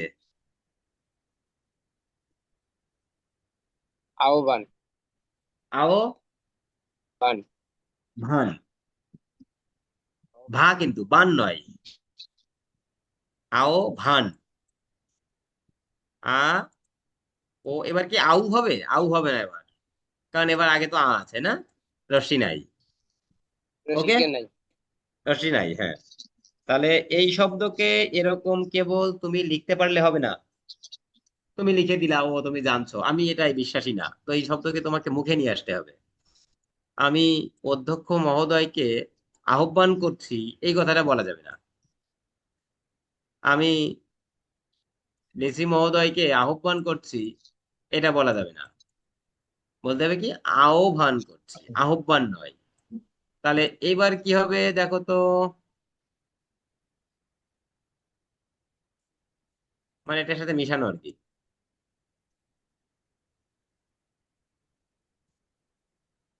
বলো, বিউল। এবার কি হবে? বি তো বিউল। আছে, বি। বিউল। না, কি লিখছি? বি ইউ, তারপর ভ আসবে না? বিউবান। বিউবন। বিউ ভল, আত্মবিউ ভল এটা। আমি তোমাদের পড়ানোর সময় একটা শব্দ ব্যবহার করেছিলাম, বারবার ব্যবহার করতে হয়েছে, মুখ। মুখ কি বলেছিলাম? বলো। গহ্বর। গহ্বর। আমি কিন্তু গহ্বর কখনোই বলি নাই। হয়তো তোমরা ভাবছো যে স্যার কিসের কথা কয়, মুখ গহ্বর আবার কি? আমরা তো গহ্বরই কইছি সারা জীবন, না? স্যার। মুখ গহ্বর। দেখো এই যে হ ব, তাহলে এটা জিহ্বা। ওকে, তোমার প্রথম দুই একবার শুনতে অস্বস্তিকর মনে হতে পারে, কিন্তু এর শুদ্ধ উচ্চারণ এটাই। জিহ্বাও নয়, জিভ শুধু বলতে পারো, জিভ। সেটা ভিন্ন আলাপ, তার বানানো ভিন্ন। তুমি জিভের অগ্রভাগ এমন কথা বলতে পারো, কিন্তু যদি হয় বয় আকার লেখো তাহলে জিহ্বার বা জিহ্বার এসব কথা বলা যাবে না, বলতে হবে জিহ্বার। জিহ্বার অগ্রভাগ তাড়িত হয়। আর কম্পন জাততে কি হয়েছে বলো এটা? জিহ্বা কম্পিত হয়। এইবার তুমি হয়তো ঘোষ পড়ার সময় কম্পনের একটা কথা পড়ে এসেছিলে, সেটা পড়ে যদি তোমার কাছে মনে হয় যে কম্পনজাত, ভাই, কিন্তু আমরা আসলে কম্পন ছাড়া ধ্বনি একটাও উচ্চারণ করতে পারি না, এ কথা আমরা বলেছি, কিন্তু মনে আছে? কিন্তু আলাদাভাবে রেপ র, খেয়াল করো, রেপ র, তুমি যেভাবে র বলছো র, খেয়াল করো, জীব, জীবের যে অগ্রভাগটা আছে সেটা দন্তমূলের সাথে বারবার এরকম, মানে বারবার একটা কম্পন দিয়ে আঘাত করছে। রেপ র, র, খেয়াল করেছো র? আর র যেটা, ওটাই কিন্তু জিহ্বার অগ্রভাগ লাগছে, কিন্তু জিহ্বার অগ্রভাগের অনুরণন তৈরি হচ্ছে না। কিন্তু রেপ র, রেপ র, কে কাঁপে এখানে? কাঁপছে কে? জিভের অগ্রভাগ। ঘোষে কে কাঁপতো বলো? ঘোষ ধ্বনি উচ্চারণের সময় কে কাঁপবে? পার্থক্য কোথায় ঘোষের সাথে আর রেপ র এর সাথে কম্পনে, বলো?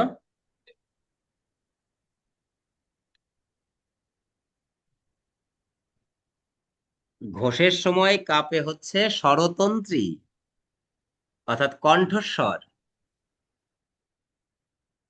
গ, ঘ, দেখো তো জিভের কোনো কাজ আছে ওখানে? কথা কি বোঝা গেছে? আর স্যার। আর কম্পনজাত ধ্বনি রেপ র যেটা, সেটি হচ্ছে জিহ্বার অগ্রভাগ কম্পিত হচ্ছে। লেখা কিন্তু জিহ্বা কম্পিত হয়, কথাটা বুঝতে হবে কিন্তু, হ্যাঁ? হুম। প্রশ্ন হলে কিন্তু বিপদে পড়ে যাবে, আর প্রশ্ন হওয়ার সূক্ষ্ম একটি জায়গা এখানে আছে। ওকে, এইবার পার্শ্বিক ধ্বনি। পার্শ্বিক ধ্বনি কেমন দেখো? দেখো, পার্শ্বিক ধ্বনি বলার আগে যেটা ল আছে, আমরা যদি ল বলি, তাহলে ল বলার ক্ষেত্রে দেখো আগে জিহ্বার অগ্রভাগ দন্তমূলের সাথে যে লাগে, ল, খেয়াল করো, তুমি তো ল এমন করবে না, এটা বলতে যাও, দেখো আগে জিহ্বার অগ্রভাগ দন্তমূলের সাথে যে মিশে পড়ছে। ওকে, এরপর তোমার পেটের ভিতর দিয়ে ফুসফুস হয়ে যে বাতাসটা আসছে, যখনই জিহ্বার অগ্রভাগ ওই উপরে লাগলো, তখন বাতাস বের হতে সে বাধা দিয়েছে না? এরকম দেখো, বাতাস বের হতে যখন বাধা দিয়েছে, তখন বাতাস তো নিশ্চিত রূপে বের হয়ে যাবে। কোথা দিয়ে বের হচ্ছে? বলছে জিহ্বার দুই পাশ দিয়ে বের হচ্ছে। উচ্চারণের ভঙ্গির একেবারে ভিন্নতা রয়েছে। ফলে বলা হচ্ছে, যেহেতু এটি উচ্চারণের সময়ে বাতাস জিহ্বার দুই পাশ দিয়ে বের হয়ে যাচ্ছে, তাই একে বলা হচ্ছে পার্শ্বিক ধ্বনি। জিহ্বার পাশ দিয়ে বাতাস বের হয় বলে। তাহলে আমরা তিনটা ধ্বনির নাম জানলাম, তিনটাই আমাদের কাছে অত্যন্ত গুরুত্বপূর্ণ।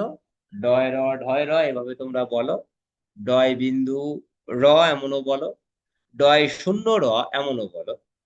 তবে এর ভিতরে শুদ্ধ রূপ হচ্ছে ডয় বিন্দু র, নট ডয় শূন্য। শূন্য আর বিন্দুর পার্থক্য তোমাদের বোধ করি আমরা আগে বলেছিলাম।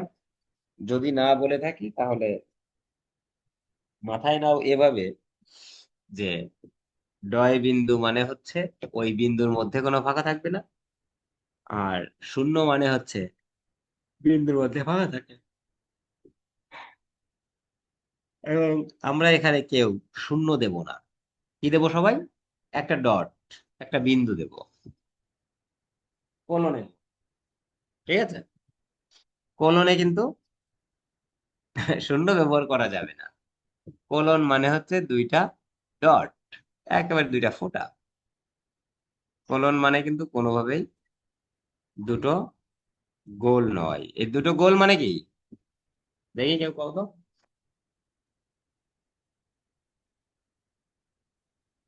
বিসর্গ স্যার। বিসর্গ, ভেরি গুড। দুটো গোল গোল মানে বিসর্গ। তোমাকে বিসর্গ আর কোলনের পার্থক্য বুঝতে হবে। এলো, কোলন মানে হচ্ছে একেবারেই থাকবে, ওর কোনো ফাঁকা থাকবে না। শুধু কলমে দেব। হ্যাঁ, আর এটা হলো বিসর্গ। ফলে আমরা ডয় বিন্দু র আর রেপ র, রেপ র, খেয়াল করো, রেপ র বলার সাথে সাথে ওটা এখানে একটু ধাক্কা দেবে, এরকম বাড়ি দেবে, কম্পন তৈরি হবে। আর লয়ের সঙ্গে আমরা পেলাম এবার উষ্ম বা সেই ধ্বনি, শেষ তৈরি হয় তালব্য স মূর্ধন্য স দন্ত স হ। তালব্য স মূর্ধন্য স দন্ত স, মূর্ধন্য সকে পেট কাটা সহ কেউ কেউ বলে আমাদের কাছে। হ্যাঁ,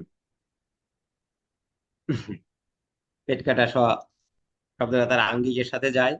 অন্তস্থ জয়ের পেট কেটে দিয়ে বোধহয় এটা বানানো হয়েছে। হম, আমাদের কাছে সেটা আমরা না বলে আমরা বলতে চাইবো এটা মূর্ধন্য স। কারণ ওই যে মূর্ধা যেখানে, সেই জায়গায় যে এটাকে বলতে হয়। যদিও আমাদের যে তিনটি স আছে, তিনটি স এর সাধারণ উচ্চারণ তালব্য স, আমরা সেই আলাপ একটু করে করব। তার আগে আমরা একটু হ নিয়ে কথা বলব। হ, হ নিয়ে আমরা যে কথা বলবো সেটি হলো তালব্য স মূর্ধন্য স দন্ত সতে আমরা শীষের গঠনটা বুঝতে পারি, যে আহ শীষ একটা সাউন্ড বের হচ্ছে। তালব্য স, স, খেয়াল করো, মূর্ধন্য স, স বলতে গেলেই হচ্ছে। কিন্তু হ, এতে শীষের জায়গাটা কোথায়?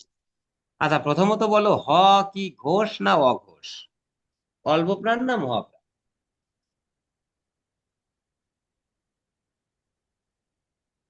তো স্যার কণ্ঠনালী ধ্বনি, মানে একদম কণ্ঠনালীতে একটা কণ্ঠধ্বনি, স্বরবর্ণের মতোই। না স্বরবর্ণের মতো না, ওটা ব্যঞ্জনের মতো। হ ওই যে চেপে ধরে কণ্ঠ, কণ্ঠ চেপে ধরে পরে হ কে উচ্চারণ করছে। স্বরবর্ণ তো একেবারেই অ, কিন্তু হ, খেয়াল করো, ওটা চেপে আসছে, কণ্ঠ একটা চাপ পড়ে তারপরে হ সাউন্ডটা হয়। কথা হচ্ছে এটা ঘোষ না অঘোষ? বলছে এটা ঘোষ, কারণ বাতাসের চাপের এই কি বলে কম্পন আছে, মহাপ্রাণ। কম্পন হয় চেপে ধরে। হ, এই যে হ, এই কম্পনটা হতে হবে। তুমি যদি হ বলো এরকম করে তাহলে হবে না। আচ্ছা, হ, এটা হবে না। হ, তোমাকে ওটা একেবারে কম্পন থেকে আনতে হবে। এখন তুমি হয়তো বলতে পারো যে আমার হাল ভেঙেছে, হাল, কিন্তু ওটা হাল ভেঙেছে, হাল। এই যে যে জোরটা, একটা তেজ, হাল ধরেছি, হাল, হাল নয়, এরকম নরমাল না, হাল ধরেছি, হাল। ওই হালের আমি হল, আমি হল বলরাম স্কন্ধে, এর মানে কি? এই কবিতা পড়ার সময় যদি কেউ পড়ে আমি হলো, আমি হলো বলরাম স্কন্ধে, মানে কি? তাও তো এই কবিতাটার লাইনে নজরুল কি বলতে চাচ্ছেন, যে আমি হল বলরাম স্কন্ধে। উপাড়ি ফেলিব অধীন বিশ্ব অবহেলে মহা সৃষ্টির মহানন্দে, নব সৃষ্টির মহানন্দে। কি বলতে চেয়েছে বুঝতে পেরেছো? বলরাম ওই যে কৃষ্ণের বড় ভাই যে বলরাম ছিল, হ্যাঁ, দেখো বলরামকে বলতে যে কিন্তু আমরা বলরাম এমন কিন্তু বলিনি, খেয়াল করেছো? এটা একটু অন্য আলাপের দিকে যাচ্ছি। সেটি হচ্ছে, দেখো শব্দকে উচ্চারণের মাধ্যমে তুমি তার অর্থ চেঞ্জ করে ফেলেছো, খেয়াল করেছো? বলরাম, এই যে যেভাবে নামটা তৈরি হলো বলরাম, এটা কিন্তু তা হয় নাই, খেয়াল করেছো? তুমি উচ্চারণের ভিতরে শব্দের অর্থের পার্থক্য ধরতে পেরেছো কিনা? একটা হচ্ছে তোমার বল নাই, আরেকটা হলো তুমি বল খেলতে যাবে। দেখো তো, এই যে আমার গায়ে বল নেই তবু বল খেলে, বল নেই, বল কেমন উচ্চারণ খেয়াল করেছো? আর বল, দেখো তো শব্দের উচ্চারণটা কত জরুরি আমাদের কাছে, খেয়াল করেছো? আমরা উচ্চারণের মাধ্যমে শব্দের অর্থের কিভাবে ভিন্ন করে ফেলছি। হুম। এবং এই অ্যাকসেন্টের মাধ্যমে তুমি শব্দের জোর দিয়ে, জোর কম দিয়ে প্রচলিত যে অর্থের ব্যবহার করা হচ্ছে তার থেকে ভিন্ন দিকে নিয়ে যেতে পারো। যদিও সেটি বোঝার জন্য শ্রোতার বুদ্ধি থাকতে হবে ভিতরে। যদি বুদ্ধি না থাকে, এটা বোঝার মাধ্যমে বুদ্ধি বাড়াতে হবে তাদের, যে ও তাই তো, এরকম জিনিস, সুন্দর জিনিস এটা হতে পারে, এটা তো ভাবিনি, এই অনুভূতিটা থাকতে হবে। বল আর বল, খেয়াল করো, একই বানান একেবারে, বলরাম আর বলরাম, তাই না? এই শোনো, এ তো একই শব্দের কথা দেখালাম, শেষ খাওয়া আর খাওয়া শেষ কথা কি এক? না স্যার। ধরতে পেরেছো? একেবারে একটু ঘুরিয়ে দিয়ে না, কোন জায়গায় শব্দ চলে গেছে। হ্যাঁ। একটুখানি ফলে উল্টোই। হ্যাঁ, আমি বলছি যে এইরকম তো আমরা অনেক জায়গার কথা ব্যবহার করতে পারবো না, কিন্তু এইরকম হলে যে একটা ভিন্নতা তৈরি হয়, তুমি এই বোধটা যখন ভিতরে তৈরি করে ফেলবে, তখন দেখবা যে তোমার লেভেলটা চেঞ্জ হয়েছে, তুমি একটা অন্যরকম আনন্দ উপলব্ধি তৈরি করতে পেরেছো। তোমাদের কি শেষের কবিতা, উপন্যাস তোমরা যদি কেউ পড়ে থাকো, না পড়লে পড়বে, এখন থেকে এই প্ল্যানটা মাথায় নাও যে তোমার একটা চলমান বই থাকবে। অর্থাৎ আমি এক লাইন পড়ি আজকে এই বইটার, বা দুই লাইন পড়ি, কালকে 5 লাইন পড়বো, তারপর দিন 7 লাইন পড়বো, বা কাল তারপর দিন আবার আমি একদম এক লাইনও পড়বো না, এরকম যেন একদিনও না হয়। এরকম করে একটা একটা বই দেখো, তুমি তো পড়োই না একেবারে। তোমার যদি এরকম হয়, আমি মানে যদি কেউ পড়ো তাদের বাইরে রেখে বলছি, ঠিক আছে? কেউ আবার আমাকে এই করে বসে না যে না স্যার আমি পড়ি, সেটাই ভালো যদি কেউ পড়ে থাকো, কিন্তু সাধারণত এরকম হয় যে তোমার কোনো পড়ার কোনো চলমান বই নেই, এই তোমার চাকরির এই ছাড়া, আহ এই মানে নিজের জীবিকা উপার্জনের উপায়ের বাইরে কি আনন্দের জায়গা আছে তোমার, বলো তো? তুমি আহ ভাবছো যে ঠিক আছে চাকরির জন্য পড়ছি, চাকরি চাকরি করে তারপরে এই আনন্দের জায়গায় যাব, এখন এদিকে যাব না, না, জীবন থেকে তুমি এরকম কিচ্ছু করতে পারবে না। জীবনটা এরকমই চায়, যা একই সাথে দায় নিতে চায়, দায়িত্ব নিতে চায়, আনন্দ নিতে চায়, তোমাকে একই সাথে সব নিয়ে চলতে হবে। ফলে তোমার এখন এরকম কোনো বই আছে কিনা চলমান, যে আমি এই বইটা এখন পড়ছি, এর আজকে 5 লাইন পড়ছি, কালকে 7 লাইন, আরো আগে 2 দিন আগে থেকে পড়ছি, দেখো তোমার এটা নাই। তোমার কাছে মনে হবে যদি যে আরে ঈদের সময় তো আনন্দ করলাম, এই পূজার সময় তো আনন্দ করি, এই ভিতরে আবার বই পড়া, এটা পাগল একটা। কেন? ভাবুক না আরেকজন পাগল তোমাকে,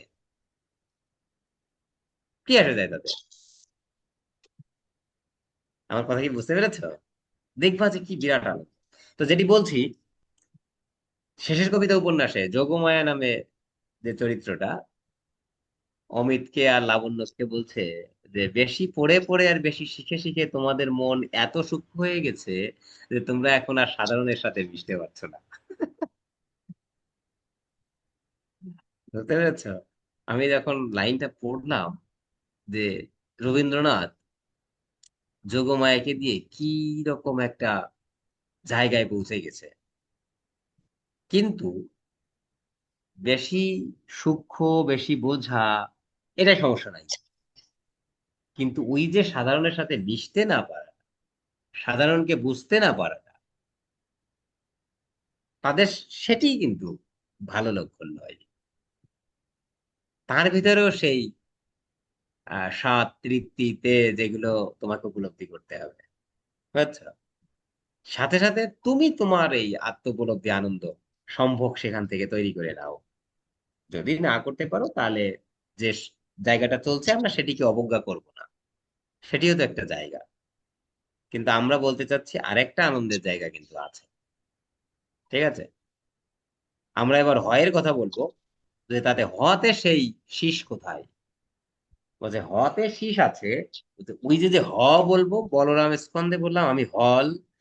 বলছে এই যে দেখবা যে ডাক্তাররা ওই যে নিঃশ্বাস পরীক্ষা করে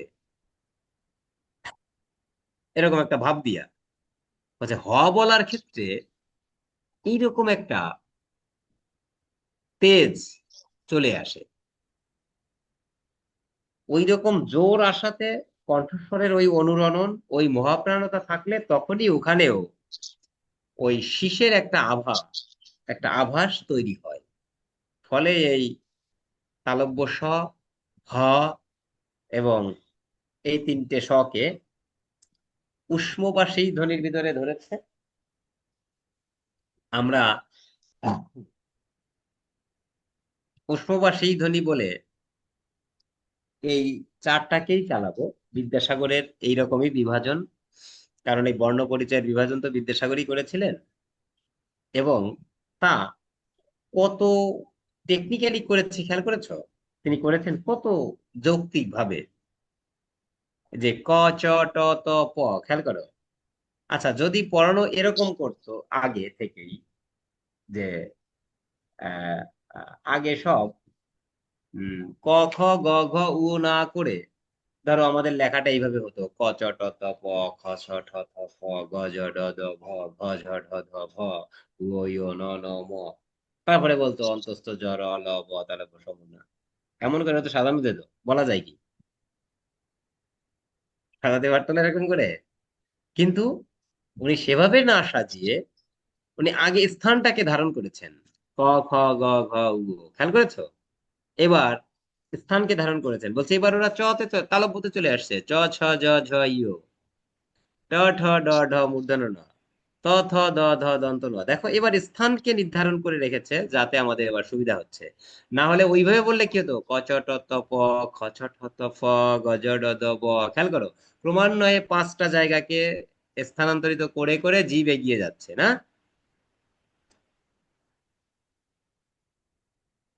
ব্যাপারটা কি বুঝতে পেরেছো আমি কি বলতে চেয়েছি?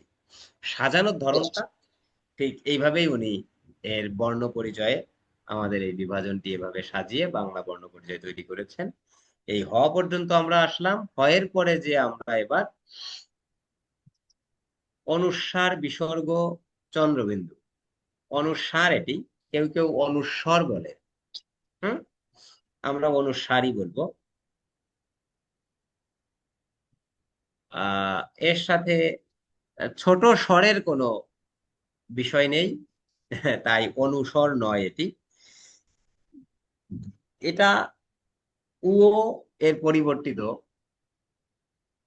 আরেকটি রূপ, এবং এরকে উচ্চারণ করতে গেলে আমরা উতে হসন্ত দিয়েই উচ্চারণ করব। যদি বলি কং, কিভাবে উচ্চারণ করবো এটাকে? ক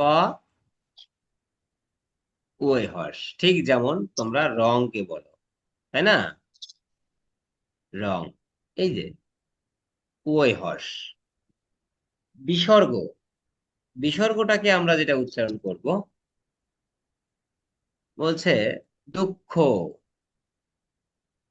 ধরো উম আমরা বললাম দুঃখতে তো মাঝখানে পড়েছে,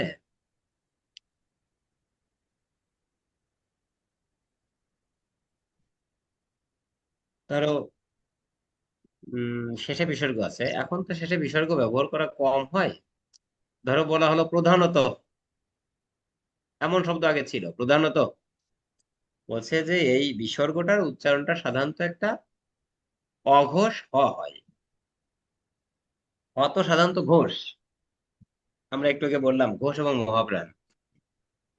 কিন্তু বিসর্গতে যে হয় সেটা হয় হ, এরকম।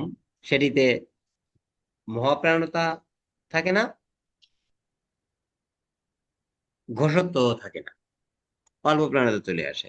আর চন্দ্রবিন্দু যেটা, এটা নাসিক্য ধ্বনি, এটা নাক দিয়ে বাতাস যায়।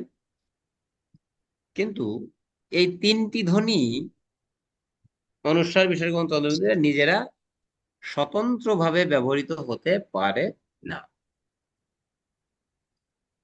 নিজেদের চলার কোনো ক্ষমতা এই তিনটা ধ্বনির নাই। ফলে তিনটা ধ্বনিকে বলা হয়েছে, যেহেতু পরকে আশ্রয় করে এরা চলে, পরকে আশ্রয় করে চলা বা অন্যকে আশ্রয় করে চলা, তাই একে বলা হয়েছে পরাশ্রয়ী বর্ণ। পরাশ্রয়ী বর্ণ কি কারণে নাম হয়েছে তোমরা বিষয়টিকে বুঝতে পারলে। এইবার আমরা একটু, এটা একটা সন্ধির মাধ্যমে তৈরি হওয়া একটা নিয়ম, একটু দেখে রাখা ভালো। ওই আমরা যে বই থেকে নিয়েছি, বইতে এরকম একটা নিয়ম হঠাৎ করেই ছিল। বলতে শব্দের মধ্যে অন্তস্থ জ, দেখো অন্তস্থ জ কিন্তু সংস্কৃত নিয়ম অনুযায়ী কেমন উচ্চারিত হয়। আচ্ছা, বি আর যোগ,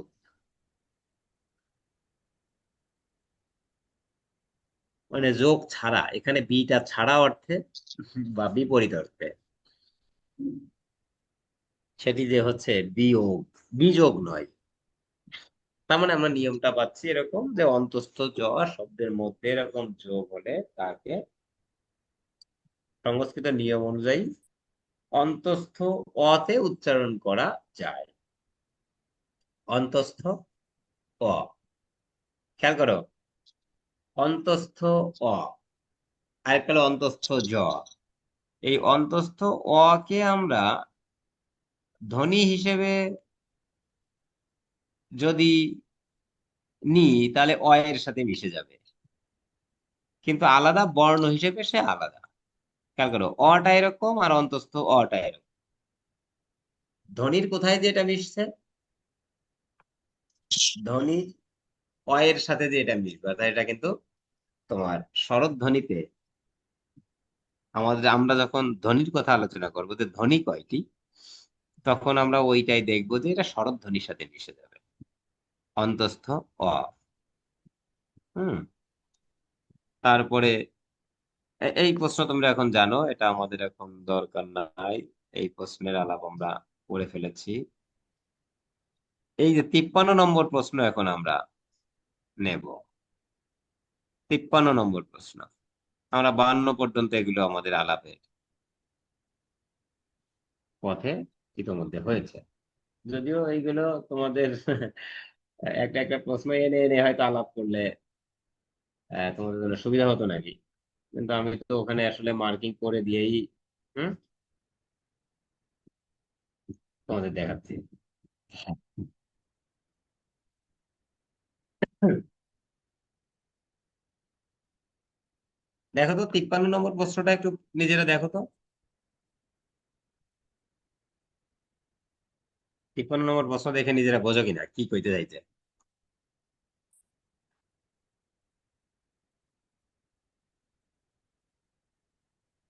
এটা বোঝার আগে আমরা একটু ভিন্ন আলাপ করে আসি। আমি একটা শব্দ লিখেছি, দেখেছো?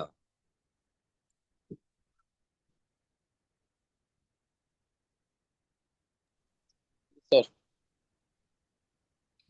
এই শব্দটায় তিনটে সই আছে না? সবই শেষ। কিন্তু এই তিনটে সয়ের উচ্চারণ দেখো থাকবে না। শব্দটিকে আমরা বলছি স, বি, শেষ। এই কথাটা বলছি এটাকে। তার মানে তুমি এখানে দেখলা যে তিনটে সই কোথায় পরিণত হয়েছে? তালব্য স্বরে। তাহলে এইবার তোমরা এখান থেকে এই নিয়মটা তৈরি করতে পারো যে সব স্বয়ের উচ্চারণই সাধারণত তালব্য স। তিনটে স আছে না আমাদের, তিনটে স্বয়েরই সাধারণ উচ্চারণ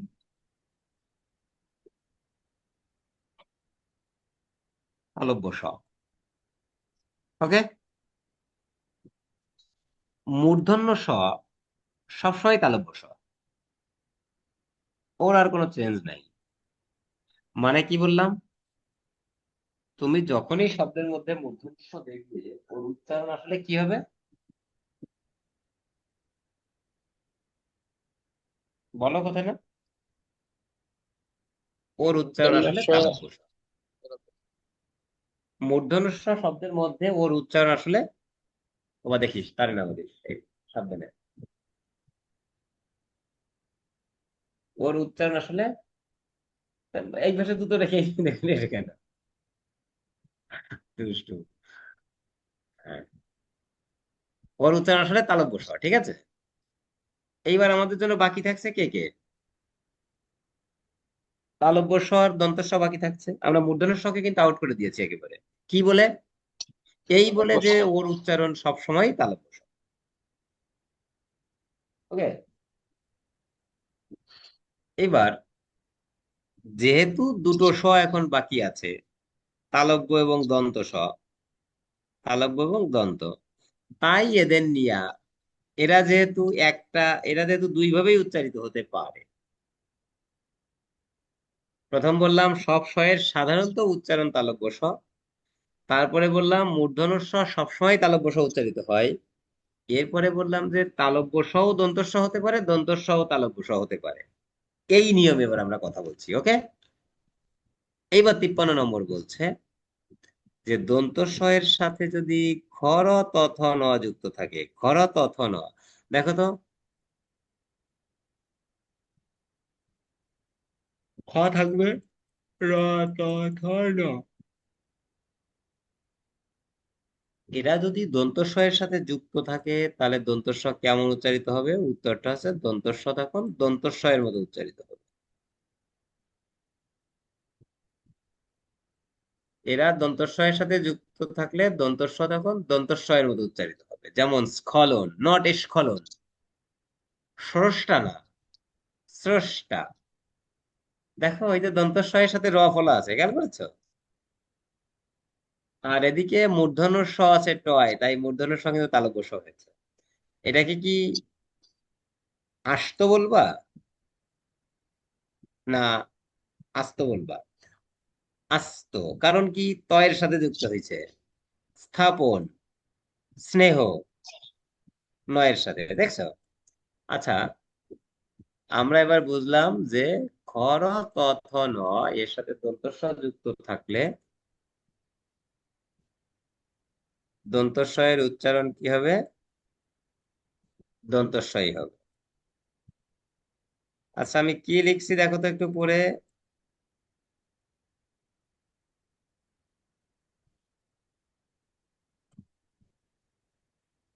কি লিখলাম,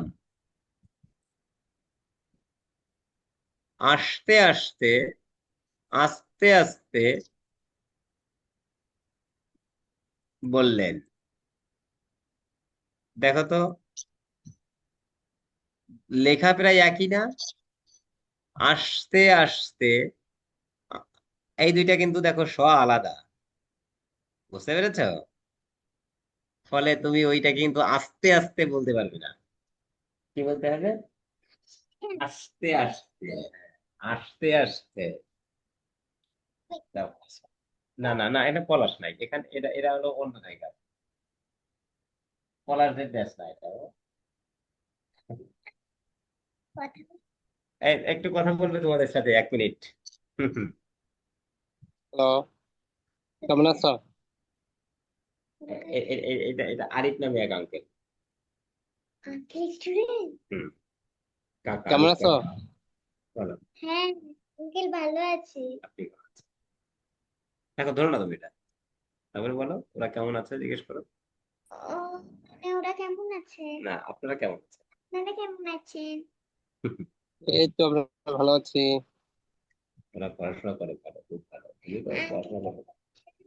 তুমি পড়াশোনা করো? না না, তুমি ওটা ধরো না, মাউস ধরো। তুমি মাউস ধরে পারবে না বাবা, তুমি মাউস ধরে লিখতে পারবে না। হ্যালো, যেমন দেখে ফেলছো তো। সেই কই দেখা যাচ্ছে না, ভিডিও অন করা। না, তাতে কি হয়েছে দেখলে মানে ঝামেলা তাহলে তো তুমি তো ভিডিও দেখো একটু দাও। আরে না চোখ শুকায় যাবে তুমি পরে কি আবার বাচ্চা একটু করে যাবে আমি চোখ শুকায় আর ভয় দাও, পায় দাও, মা মা দেখে এসো। আরে দেখ এই আর দেখো না একটু জামা পড়াচ্ছি, ইয়া দাও, মা কাছে রেখে দিয়ে এসো। ঠিক তাড়াতাড়ি। আচ্ছা, না আছে অন করা, তুমি কি না ওই তো এই পাওয়ারটা ওপেন করো না, পাওয়ার পয়েন্ট ওপেন করে দেবে, দেখতে পাচ্ছি না আমরা, ওরা আমাদের দেখছে। আমি আমি আর একটু পড়িয়ে তারপরে আমরা বাদ দিচ্ছিলাম। মা মা কি করছে দেখে আসবো। আর 1 ঘন্টা পর তোমাকে 20 মিনিট সময় দিলাম ঠিক আছে, ওকে। আমার কাছে এসে না দেখি তোমার শেষ ঠিক, এখন তো আবার না না, এখনই যে এমনি এসো না, কিছুক্ষণ থেকে এসো। না না, চিঠিং হবে না এখন। ঠিক আছে।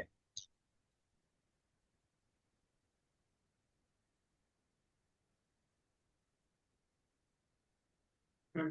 এই তাহলে এইবার এখানে বুঝতে পেরেছো কি হয়েছে, যে আসতে আসতে আস্তে আস্তে বললো, মানে ওইখানে কিন্তু সাথে যুক্ত না, ফলে তালব্য স না, আর এখানে কিন্তু সাথে যুক্ত, ফলে দন্ত স।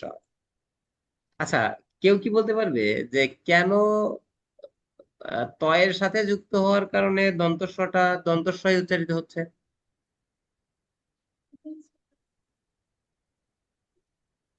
আর ডিস্টার্ব দিও না, ডিস্টার্ব হচ্ছে বাবা। বলতে পারবে এটা, যে কেন দন্তস্ব তয়ের সাথে যুক্ত হওয়ার কারণে দন্তস্ব হলো, র এর সাথে যুক্ত হওয়ার কারণে দন্তস্ব হলো, ত থয়ের সাথে যুক্ত হওয়ার কারণে দন্তন্বয়ের সাথে যুক্ত হওয়ার কারণে? এই চারটার কথা তো বলতে পারার কথা।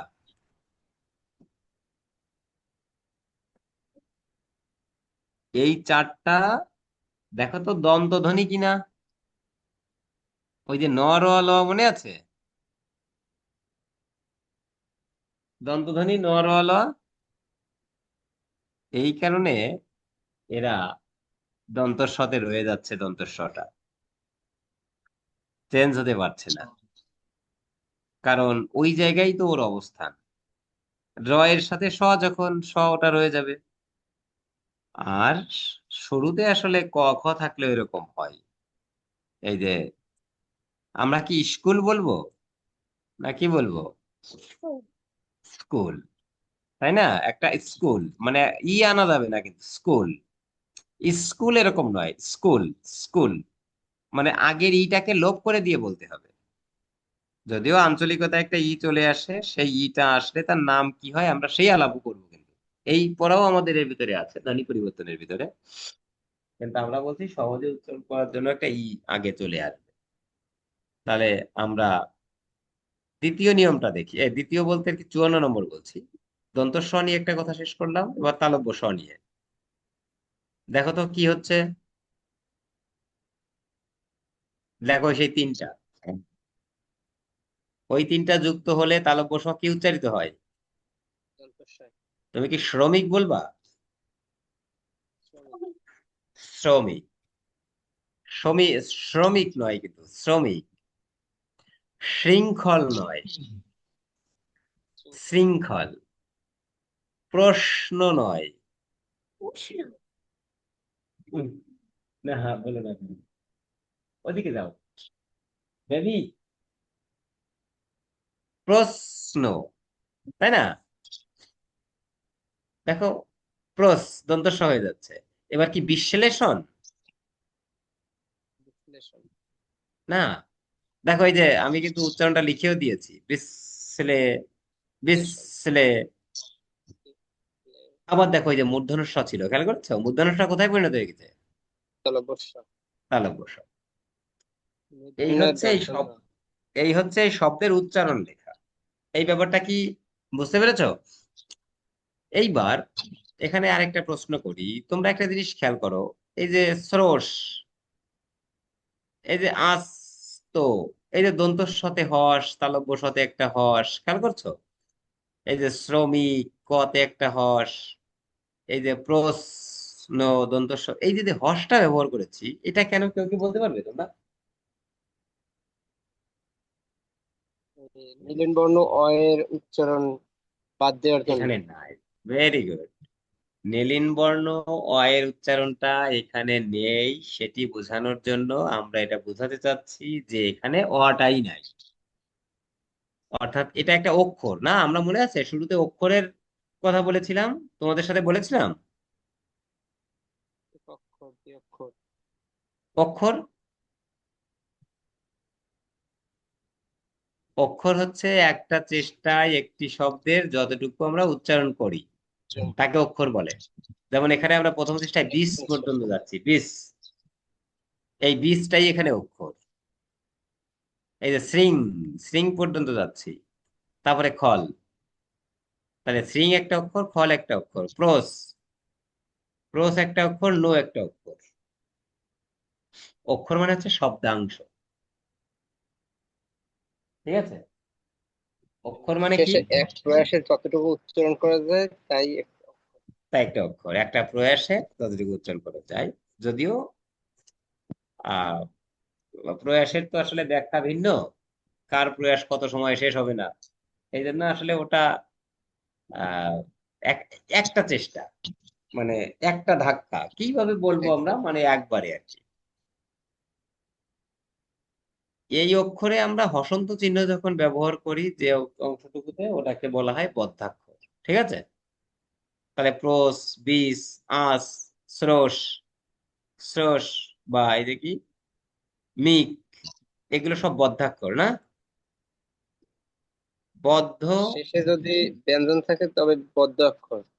না শেষে ব্যঞ্জন থাকলে বদ্ধাক্ষর। ব্যাপারটা হচ্ছে যে আহ, তুমি উচ্চারণ লিখে দিয়ে যদি ব্যঞ্জনে শেষে হর্ষ ফেলতে পারো তাহলে বদ্ধাক্ষর।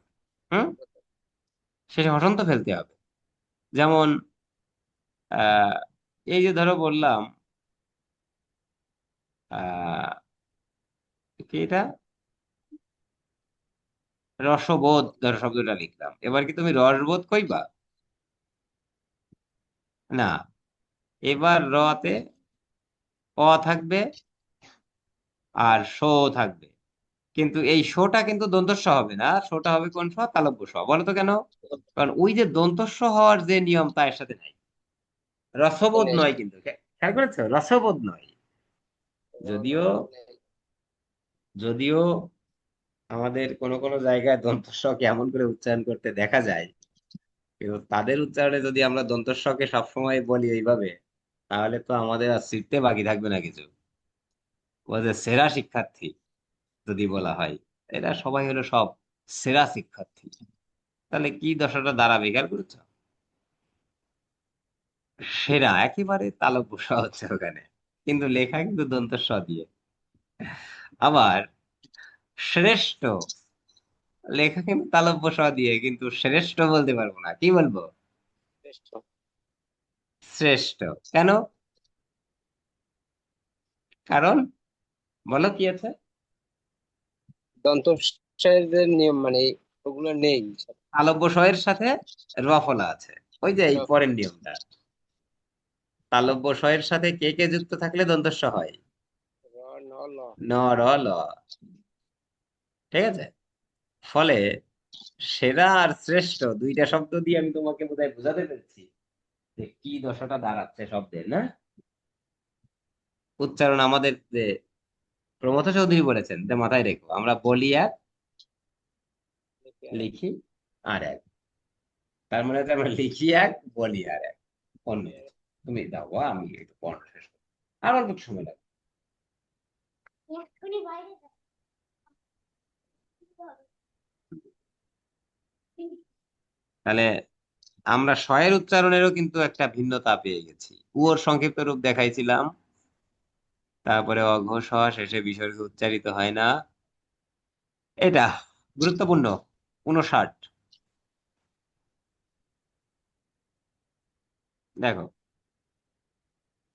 শব্দগুলোকে আমরা এর একটা মাত্র শব্দকে আমরা ঠিক মতো উচ্চারণ করতাম, সেটি হচ্ছে দুঃখ। বাকি একটাকেও আমরা ঠিক মতো করতাম না বোধহয়। আমরা কি বলতাম যে অতঃপর এই ঘটনা ঘটেছে? না, আমরা বলতাম অতঃপর, তাই না? প্রাতঃকালে তার সাথে আমার দেখা হয়েছিল, এরকম বলতাম না, আমরা বলতাম প্রাতঃকালে। শব্দগুলো খেয়াল করেছো? ইতপূর্বে, আমি এই কথা অনেকবার বলেছি, নট দ্যাট। ইতপূর্বে, ইতপূর্বে, দেখছো প দুটো হয়ে যাবে। ব্যাপারটা কি বোঝা যাচ্ছে কিনা? তো বিসর্গের নিয়মটা পরে যে কোনো ব্যঞ্জন আসলে কি দ্বিতীয় উচ্চারণ হবে? ডেফিনেটলি বিসর্গের পরের ব্যঞ্জন আসলে দ্বিত্ব হবে, তবে যদি মহাপ্রাণ আসে সেটা দ্বিত্ব না হয়ে আগেরটা অল্প প্রাণ হবে, তারপরটা মহাপ্রাণ হবে। ওই যে দুঃখ, দেখো খ দুইবার হয়নি, খেয়াল করেছো? যেন ক অল্প প্রাণ আসছে, পরে মহাপ্রাণ আসবে। বোঝা গেছে? এরকমই হয়। অন্তঃপুর, নট অন্তপুর। কি বলবো আমরা? অন্তঃপুর। ফলে অন্তঃপুরবাসিনী। আহা, এইরকম করে যখন স্যারদের বলতে শুনেছি বুঝছো প্রথমে, ভাবতাম যে হায় রে, আমরা কি কইতাম আর কি হবে এটা ইউনিভার্সিটি যাওয়ার পরে। এই যখন এই পরিবর্তনটা মনে হয়েছে যে এটি তো প্রয়োজন, যেটি আমরা বলেছি সেটি যেভাবে চলছে গ্রামে ভাষা কথা বলতে বলতে আমাদের কিন্তু কাজ চলে যেত, খেয়াল করছো? তুমি অন্তপুর বললেও তো বুঝবে যে ভিতরের ঘর। তুমি যদি বলো প্রাতঃকালে আমি ঘুম থেকে উঠি, তাহলে কি কেউ বুঝতে পারবে যে ও সন্ধ্যার সময় ঘুম থেকে ওঠে, যারা প্রাতঃকাল শব্দ জানে? কিন্তু তুমি যখনই প্রাতঃকাল বলবে, প্রাতঃকালে তার সাথে আমার কথা হয়েছিল, অতঃপর তিনি এই কথা বললেন, অন্তঃপুরে তিনি চিরবাসিনী, তাই না? ইতঃপূর্বে তার সম্পর্কে অনেক কিছু শুনেছি। তখন বোঝা যাবে যে তুমি শব্দগুলোকে বা তোমার লার্নিং এর জায়গাটা ভিন্ন হয়েছে। আজকে এই আমি গিয়েছিলাম, আমার একটা প্রোগ্রাম ছিল, প্রোগ্রাম মানে আমাদের এই রিহার্সেল থাকে, তো ওখানে পাশেই একটা অনুষ্ঠান হচ্ছে, রবীন্দ্র নজরুল জন্ম জয়ন্তী পালন করছে তারা, বাগেরহাট থিয়েটার থেকে। তো আমাকে দেখে যথারীতি স্যার আসেন, ডেকে ঢুকিয়েছে, গেছি। তো ওখানে যিনি কবিতা আবৃত্তি করেছেন, ভালো, দারুণ আবৃত্তি করেছেন। কিন্তু উনার বক্তব্যের ভিতরে উনি বলতে এসেছিলেন এইভাবে যে আপনারা যে নিরবিচ্ছিন্ন ভাবে বসে আছেন, এখন আসলে নিরবিচ্ছিন্ন কিন্তু কোনো শব্দ নাই। কি আসলে শব্দটা কও তো? এই শব্দ নিরবচ্ছিন্ন, অর্থাৎ বয়ের রসিকার নাই। নি যোগ অব আচ্ছিন্ন। আচ্ছা, নিরবিচ্ছিন্ন নয়। আরো কি শব্দ আছে? নিরবধি, তাই না? নিরহংকার, এই শব্দগুলোতে কিন্তু নিরাপরাধ নয় কিন্তু শব্দটা। শব্দটা কি নিরাপরাধ? কও তো। দেখো, এই শব্দ তুমি যখন এর গঠনটাও জেনে যাবে ধ্বনিতত্ত্বের মাধ্যমে, আমি এই কথাও বলে থাকি, যদিও তোমাদের একটু আগে জিজ্ঞেস করেছিলে যে স্যার ধ্বনিতত্ত্বে কি পড়তে হবে, আমি তার সাথে বাংলা বানানকে কানেক্ট করিনি, কারণ বাংলা বানান আসলে ব্যাকরণের এই দিকের আলোচনার বিষয় নয়। কিন্তু বাংলা বানানকে আমরা এমন ভাবে পড়বো যা ধ্বনিতত্ত্বেরও একটা বিরাট আলোচনার বিষয় হয়ে উঠবে। ব্যাকরণের সর্টিং এর দিক থেকে সেটি বাংলা বানান ধ্বনিতত্ত্বে না হলেও ধ্বনির পারস্পরিক মিশ্রণের যে সন্ধি, তাই না, ধ্বনি সংযোগ, তার মাধ্যমে তো শব্দ তৈরি হয়। ফলে বাংলা বানানও তার সাথে কানেক্ট হয়ে যায়। আমরা এইভাবে এগুলো পড়বো, দেখবা যে তখন তোমাদের সেগুলো একটু বুঝে পড়তে গেলে আরো ভালো হবে, কাজে লাগবে। পড়াটা কেবল পরীক্ষা দেওয়ার সাথে সাথেই শেষ হয়ে যাবে না, ফিউচারেও তোমার মাথায় সেটি স্থিত হবে। আমরা এখানে যে বর্ণগুলো দেখছি সেটা আমরা পড়ে ফেলেছি অলরেডি, ওই প্রশ্নগুলো আমরা অতিক্রম করে আসলাম। এইবার আমরা যুক্ত বর্ণের টপিকটায় যাচ্ছি। যুক্ত বর্ণ খেয়াল করো,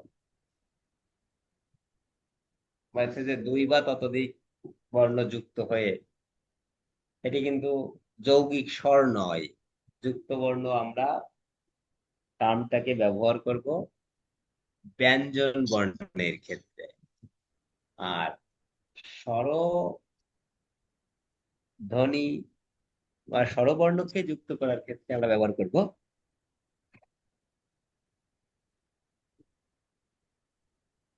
যৌগিক স্বর।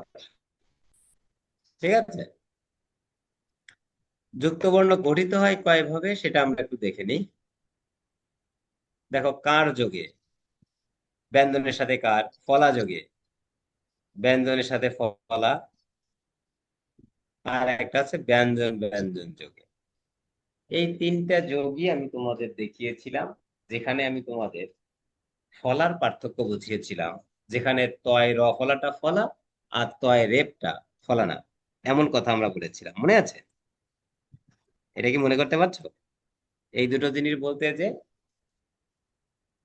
আমরা বলছিলাম যে এইভাবে দুটো গঠিত হচ্ছে, সেই দুইটার সাথে আমরা নতুন একটা ধরন পেয়েছি, একটা আছে ব্যঞ্জনের সাথে যে কার যুক্ত হয়, এটাও যে যুক্ত বর্ণ।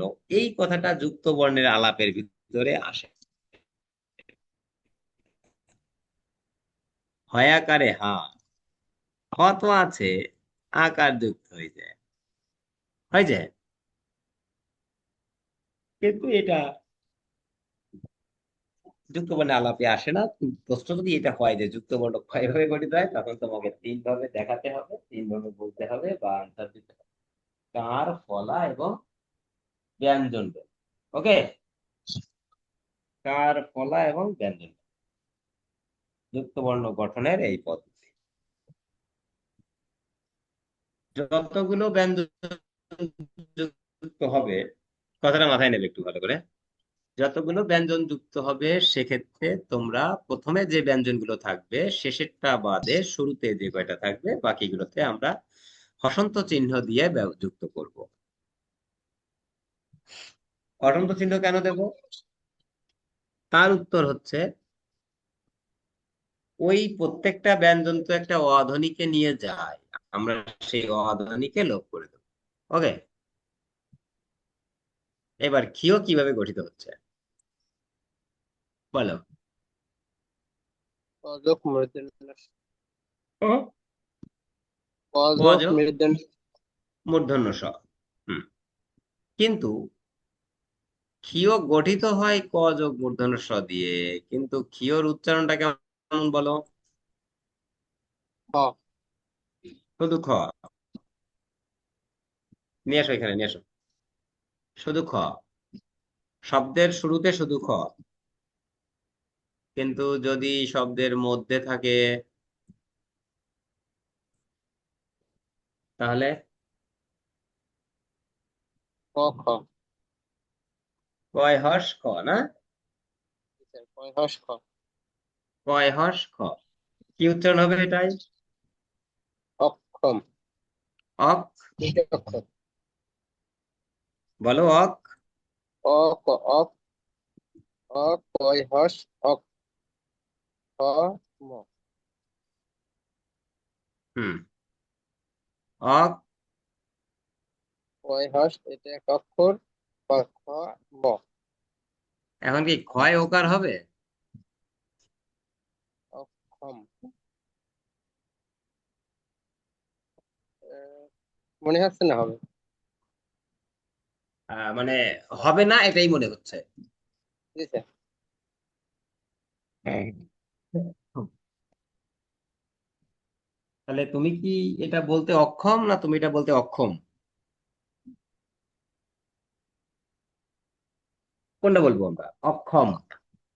অক্ষম আমি বলি। হ্যাঁ, অক্ষমই বলতে হবে। কারণ এটা ওই ক্ষমতার যে ক্ষম সেটি আছে, এটা কিন্তু ক্ষম না। ওই যে একটু আগে অচল বলেছিলাম, মনে আছে? অচল অচল। অচল, নট অচল, জি স্যার। অচল। ওইটার মতো এটাও অক্ষম। আপনি তো এটা করতে অক্ষম। এভাবে বলতে যদিও সময় লাগে, আমরা যারা ভিন্নভাবে বলতে অভ্যস্ত তাদের একটু মাথায় নিতে হবে, বলার মাধ্যমে শব্দের অর্থটা যেন স্পষ্ট হয়। আমরা ক্ষীয়কে দুই ভাবে পেয়েছি না?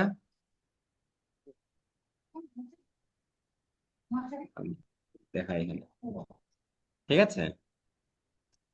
তাহলে এই যে যা কইলাম এইগুলো এখানে লেখা আছে, হয়ে গেছে। এটা কি?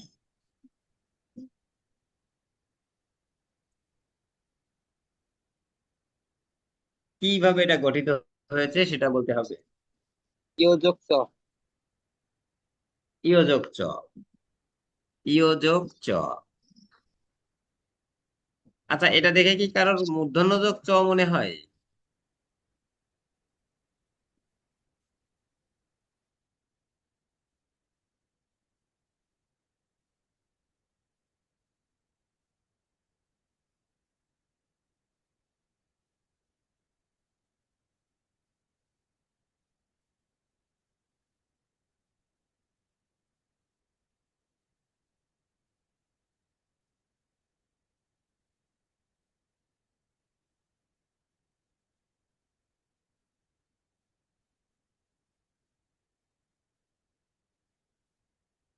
স্যার।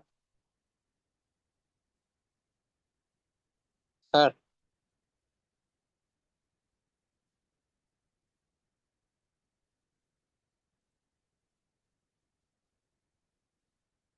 স্যার কি ডিসকানেক্ট হয়েছে?